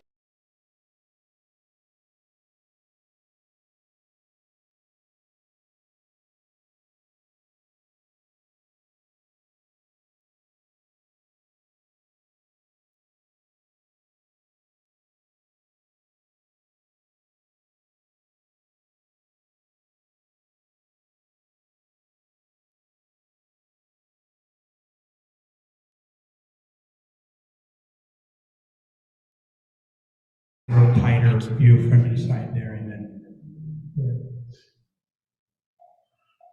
You're right, I'm wrong. You're not working? Tiny mushroom cluster. Yes. The rocks here are very granular and looking like rocks, and the mushroom is looking like mushrooms, and there's some wood behind it. I'm not sure what I should feel for this one, although it's recording certain mushroom. I don't know what kind it is. I don't think it's a shiitake. That's the one I want to eat. So otherwise, my interest in mushrooms kind of drops off after that. But it's technically well done. Thanks. This is Elephant Rock. Elephant Rock has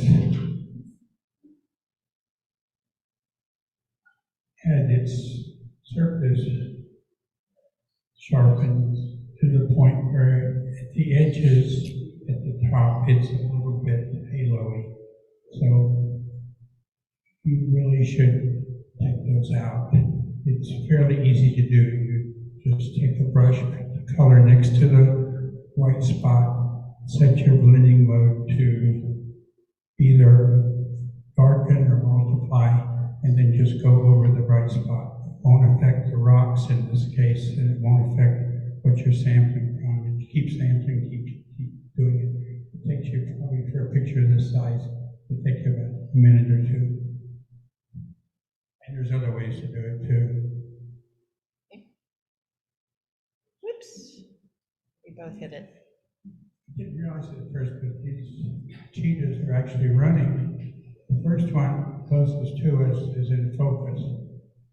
And I don't know how you would get the other two in focus at the same time, unless you had were far back and shooting with a small aperture. But then the problem is if you get them in focus and your background's in focus too, and now that background really blends with the cheetahs, so you know they're well camouflaged. I don't know how I would fix it.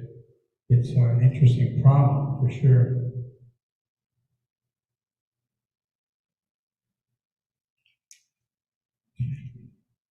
This is, oh, let me find it. Dancing with Snow Regrets. Love the title. This is two birds and a horrible background. And it's so frustrating. You see the birds doing something interesting and you're trying to capture it and the background is just killing you.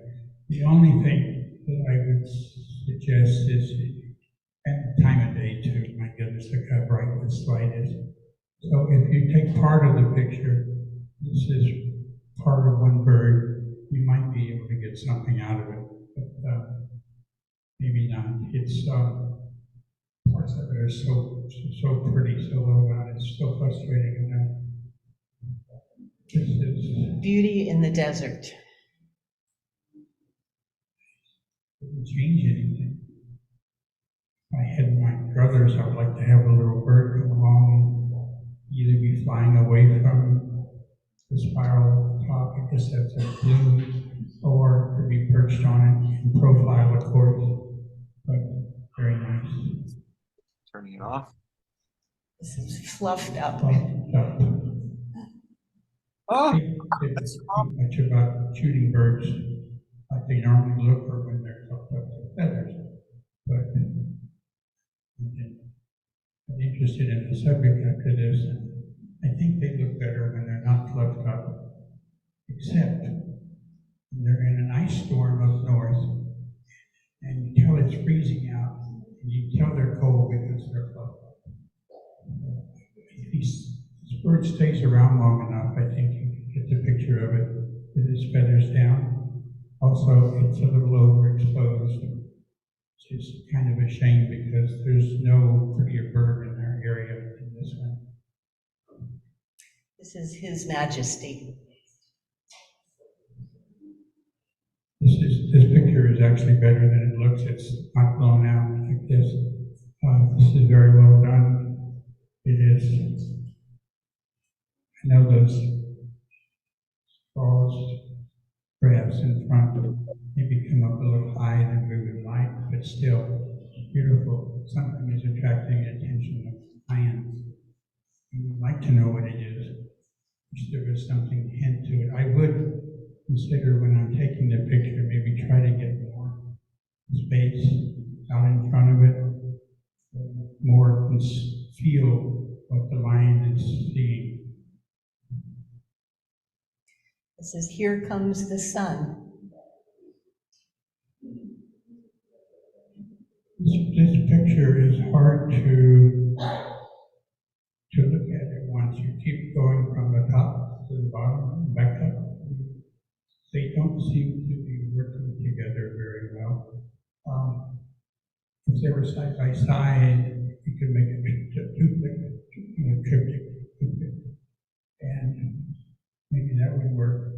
Here, I think I would just pick the bottom and go with this, and I would do it in landscape. But this is stuff when you're out shooting, shoot variations of everything. Shoot 30 pictures, shoot 50 pictures. You don't know what you're going to need later. Just shoot stuff you don't think you don't need. Always throw it away. But I thought those lines initially were lightning, but now I think they're just the edges of the clouds being lit from behind. But you see the bird is in the perfect place. Anyway, decisions like this, there's no right or wrong. You just decide where you want to go and take it there. But you could actually just keep looking at it over and over again. This is Egret Tower.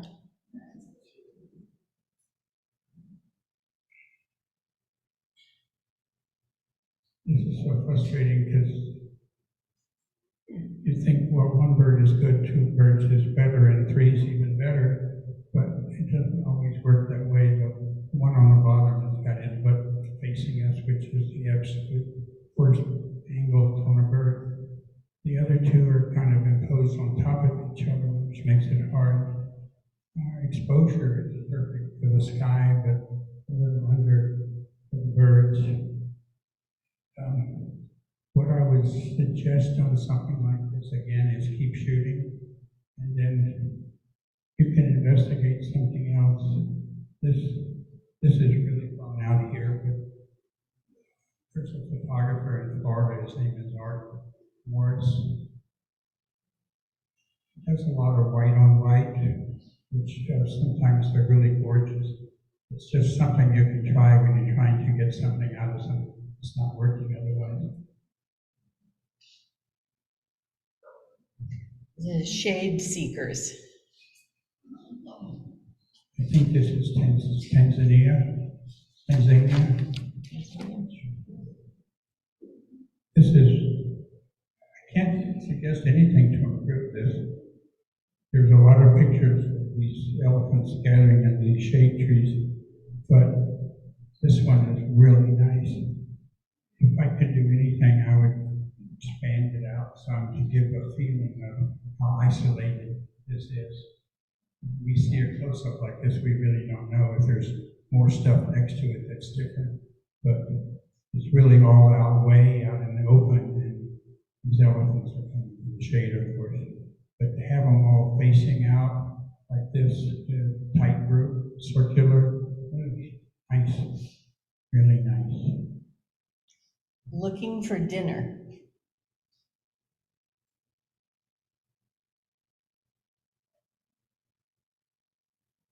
We sometimes have judges come up from up north and they get excited when they see pictures of these white birds that we have. And they rate them very highly, and I think people down here, when we see pictures of bears, we get excited because we don't have these kind of bears here. And the ones that we do have don't do this. So, if you're comparing this with bear pictures, we got two cubs, which is always good, and the mama is looking at us, probably thinking about if we want to have bear cub for dinner or not. But she's not being very successful with fishing, it seems. The cubs are looking at the water for obvious reasons. I think they're looking for fish, probably hungry. The one on the left looks a little thin, so I don't know the background, but anyway, the background itself of the picture is not helping us, but it is what it is. So it's a nice picture, There's so much fantastic stuff out there. I see you.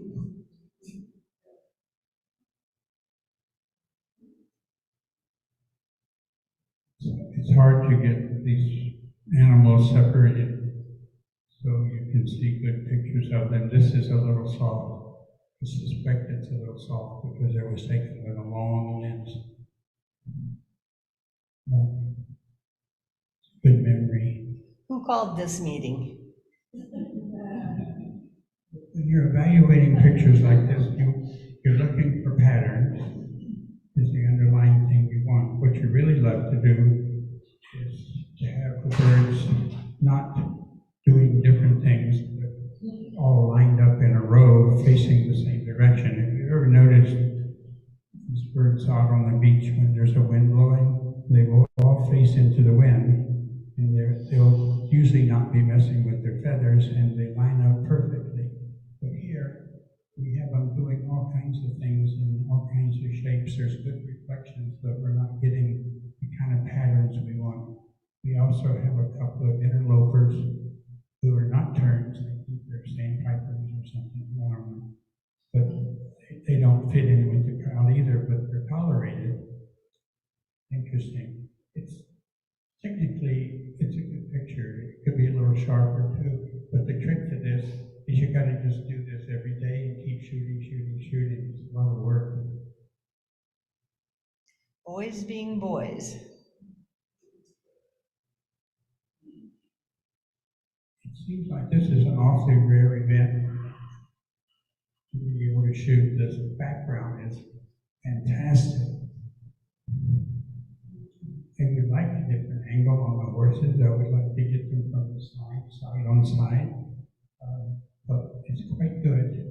I would also like them moved out of the center. And I would like that one formation on the left is coming down. They seem to have placed themselves right where I don't want them. I want them on the side so I can see what's happening in there.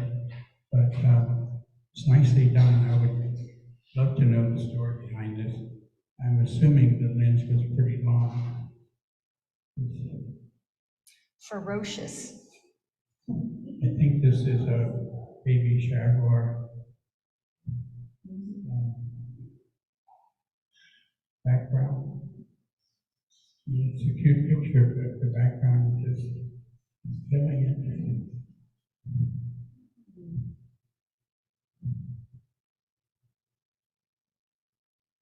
Waiting for bananas. This is a capuchin. His face is almost sharp, but the clutter of the vines and twigs and everything just really hold it back. Tree frog. This is well done. These animals are not that easy to photograph. You sneak up on them, they'll sometimes stay still. This is a nice angle. The sun's hitting his top of him a little brightly, and it's blown out here. I can't remember if it is on the other one, but it's nicely done. Love is in the air.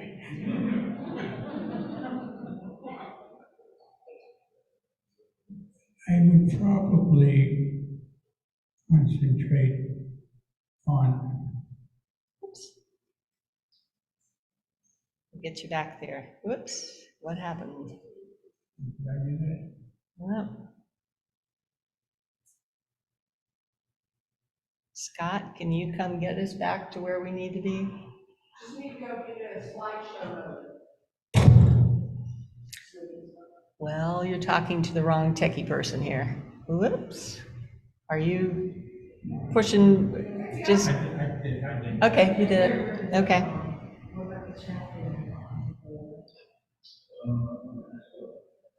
Well. Do you want me to, I'll just forward it for you. You want to go to that one? Okay. It's not showing on the screen. So I would just come tighter and get the expressions on their faces. I think it makes for a We're on the right slide. better Are we image. still sharing? I hate to look at it. Oh, yeah.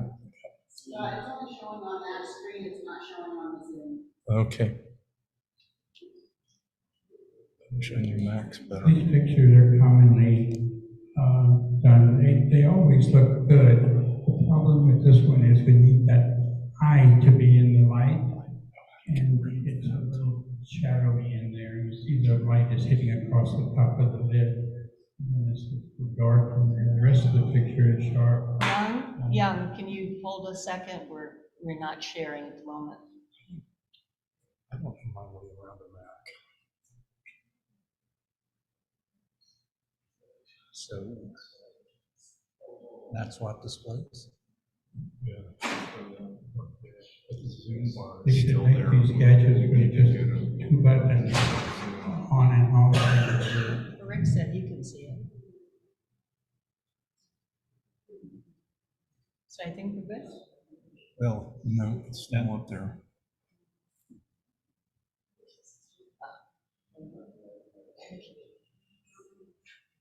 All right, so we want PowerPoint.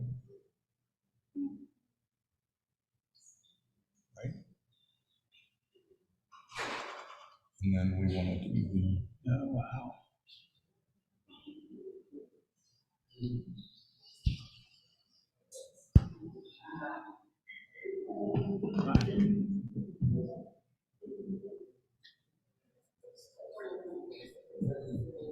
We're closer to the end. Yep. Keep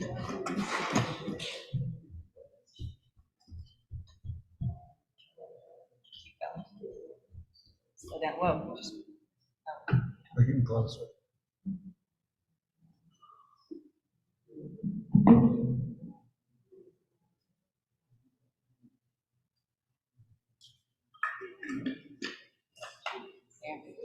there. Yep. Hopefully, yeah. Okay.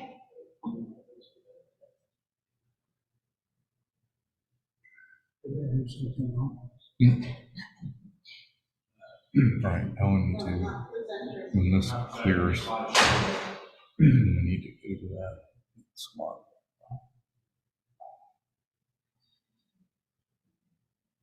But how we got that bar back? Well, that's on. It's coming from Zoom. Yeah, there was no, it's not. No, nope, can't do it.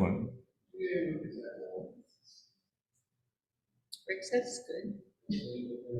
My husband says it's good. Well, yeah, But it's not. we see it. They don't see it on Zoom, but we see it. Well, he's on Zoom.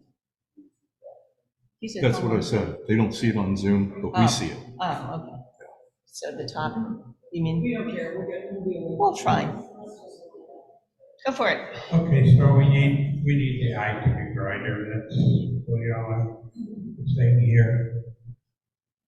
Title of this one is interesting. Maestro Calibri. Say bird. Yeah, I can't hear you. You can't conduct. The conductor is raising his arms to the orchestra to do whatever they do when they raise their arms. But so the title is instructive. It wants us to look at the bird and feel that way. I'm thinking, well, if you're going to do that, then you need to have space above the bird. This, but it doesn't really work. The problem, I think, is the background is too light. The regular image doesn't have the bird this light and the colors. You don't really see them. And I'm not sure this green is working, this pale lime green is working well with the bird. So I don't see how to make a masterpiece out of this one. My capture is so interesting, though. It's just how often you get a hummingbird in that pose? Hard. All in the family.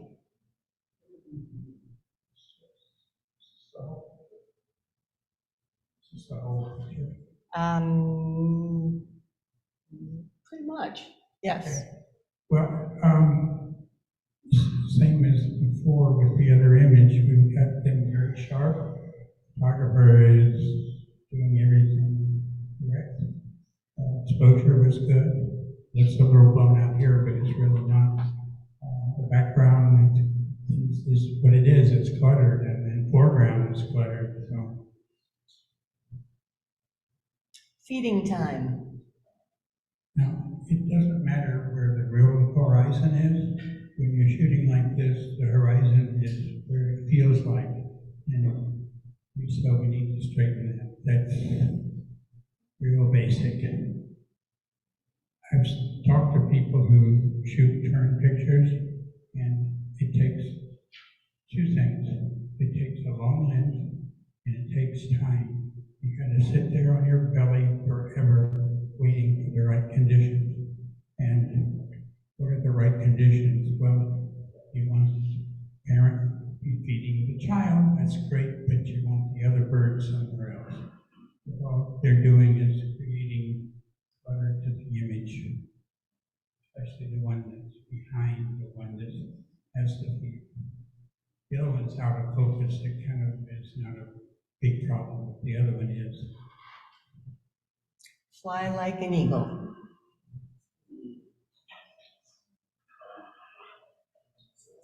You know, I told you there's a checkoff list for birds.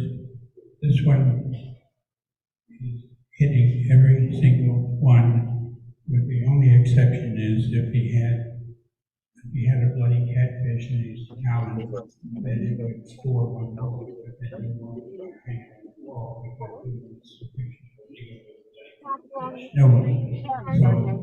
So I think this is just about as good as you can get for a bird or an eagle flying in Florida. The problem is a tiny bit over sharpened, and the edge along the wing has a little halo to it. The wing on the bird's right. And also, if we had our colors, make that, if those are white surf or whatever it is back there, it's really distracting. So we would love if that was dark like the right side. This is a incredibly well done picture. You notice the reflection of the wingtip in the ground. Beautiful. Monkey in motion.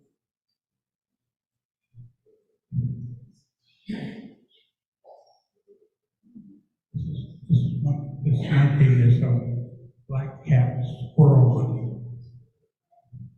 Suspect Central America, but could be elsewhere. The problem with these pictures of these monkeys is that they live where all these branches and leaves and twigs get in the way.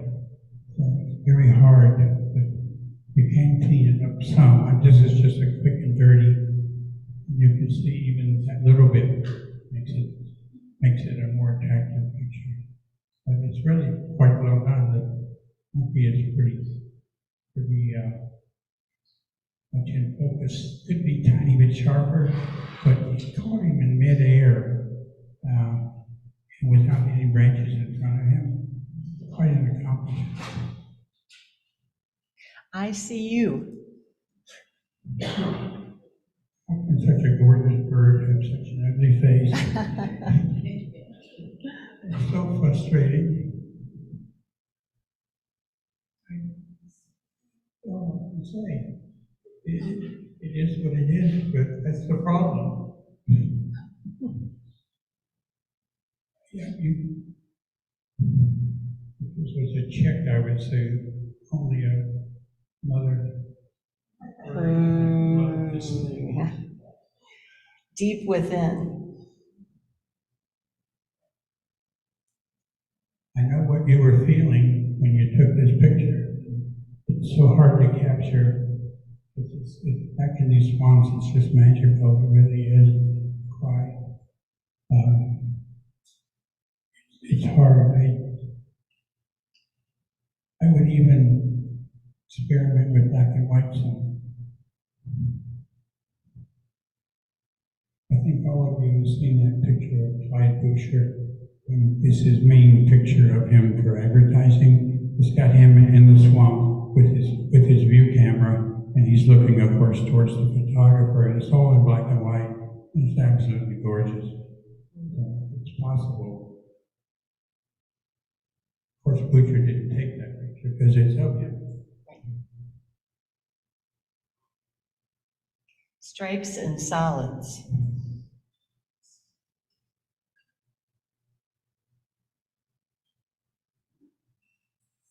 If you were shooting this, I would try different angles.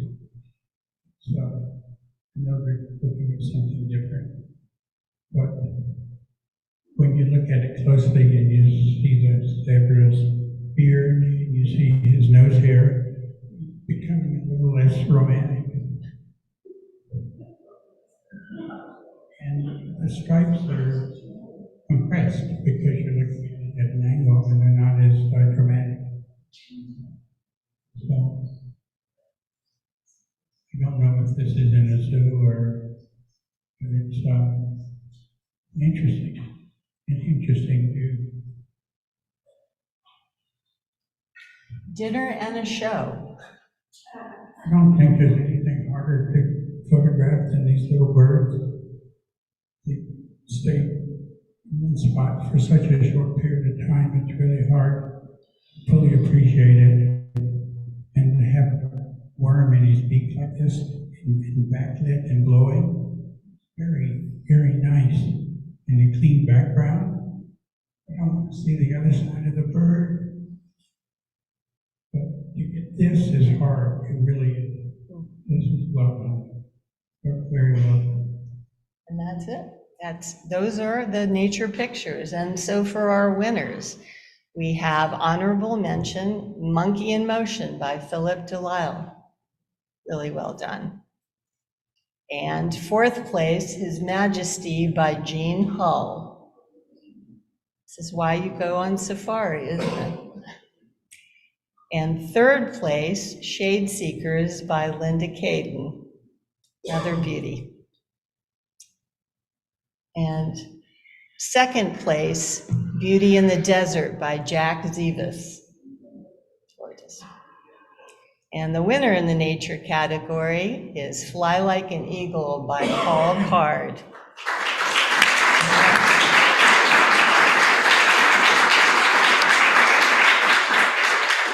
Which brings us to our final category, sky.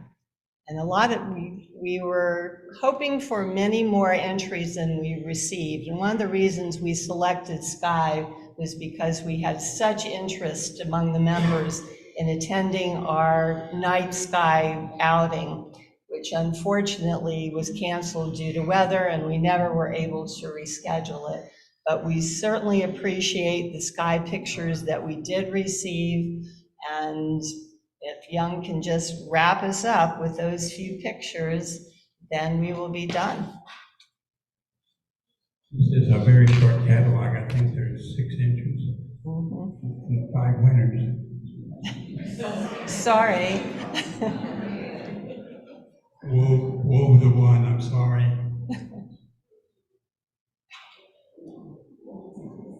But pretty ones. This is Through a Sunrise Storm. I can feel the thrill when you took this. 20,000 feet or something, I guess. This is nice. It's very dramatic.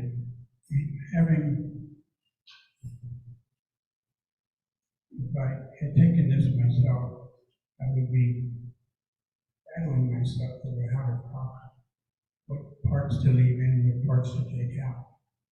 And I would change it, of course, because that's my nature. I never leave well enough alone. But it is very dramatic. I feel like I'm in the middle of an abstract painting. There's no direction, nowhere to look, where to go, kind of lost, if you will. But it's a very well done picture. I'm very lucky to be in the right place to take it at the right time. Starry night. It's known that this was HDR because the branches sharp, they're not moving. This border is still with the reflection in it, so it was probably taken with the sky. The only thing I would change with this is if you make the sky a little bit darker, it will bring out the dimensionality of the Milky Way a little bit. You notice it feels a little bit flat. That's the only thing I would change. The sky is gorgeous too, down below, very nice. Milky Way pictures, when it comes down to them, are really about the foreground because they all look virtually the same in the same place, you know, you're all shooting the same thing. So what you have to control is your foreground. Free Wi-Fi is available on today's flight. Standby members connected to Delta Wi-Fi network to get started. This was taken earlier in that trip before the sun. Because the sun's coming up now, the other one, the sun is going down. This is interesting and nice. I can see a good background shot. We're having a plane flying through it like a World War II era coming out of the clouds. Hokunai. It's probably the same Milky Way we saw before, but with a different foreground. This one's a little more rangey, a little busier, and you see some fuzziness to the left. I think that was probably because those things are moving over the time of the exposure. This one's a little tighter in on the Milky Way too. Over the moon. Just look out around you. It doesn't in the original, it does on this screen. It's round, it really is. Again, this has very, I don't know if that's atmospheric noise or light noise behind it. All those colors. It's exaggerated here because the exposure is higher and the branches in front of the moon are fuzzy. So you want to do the same thing the first photographer did. Take that picture and superimpose it as a separate layer. Actual picture of the moon is fine. Pictures of things like moons, rainbows, Milky Ways, all depend on the background. Sunsets all depend on the background because they're all beautiful. Quite honestly, when you're seeing a picture of the moon, it's the same moon. Just different coloration sometimes, different sharpness, but it's always about the background. And our last picture is sunrise at sea. So let me just say this, we're running out of time. So when Young finishes his comments, I will very quickly go through the winners. And if you can jump up and bring the chairs up here, we need to be out of the building by 8 o'clock. So we're so close.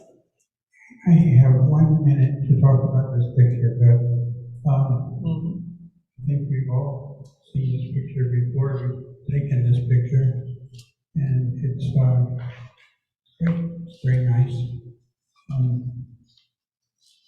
I don't know what I would do to change it. Honestly, I think maybe see, this picture is a little lighter than the real one. So if I tell you I want to bring the exposure down some, it's already been done. So you're looking at this and saying, I don't think you need to do that. Well, on this one you don't, but on the real one you would. So I think this one's pretty much fine for what it is. So horizon straight, it's like 1/3, 2/3. Rays are shining down through the clouds. It's a nice picture. It's exactly what it's supposed to be. Thank you. Thank you. So the winners in the sky. We have honorable mention, Through a Sunrise Storm by Dave Woolley. Then we have fourth place, Sunrise at Sea by Mike Rexroad. Whoops, skipped right over third place. Third place, Hokunani by Lisa Veal, in Hawaii, no doubt. Over the Moon by Marianne Thompson Huddleston, great shot. And first place, Starry Night by Jean Hull. So, congratulations to you all. Thank you so much for entering. I hope this was informative. Congratulations to the winners. Congratulations to all of you who entered. And next year is just around the corner. So thank you and good evening. Do we have the lights, please? Thanks, Mac. Thank you so The much. restaurant okay with us? Yep. Great.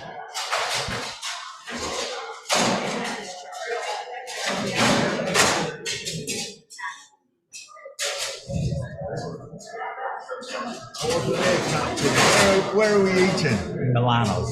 What's that? You know, we're a mile south of here on the right-hand side, there's a small, The second. you know where Metro Diner is? Yeah. It's on the opposite end of that strip mall.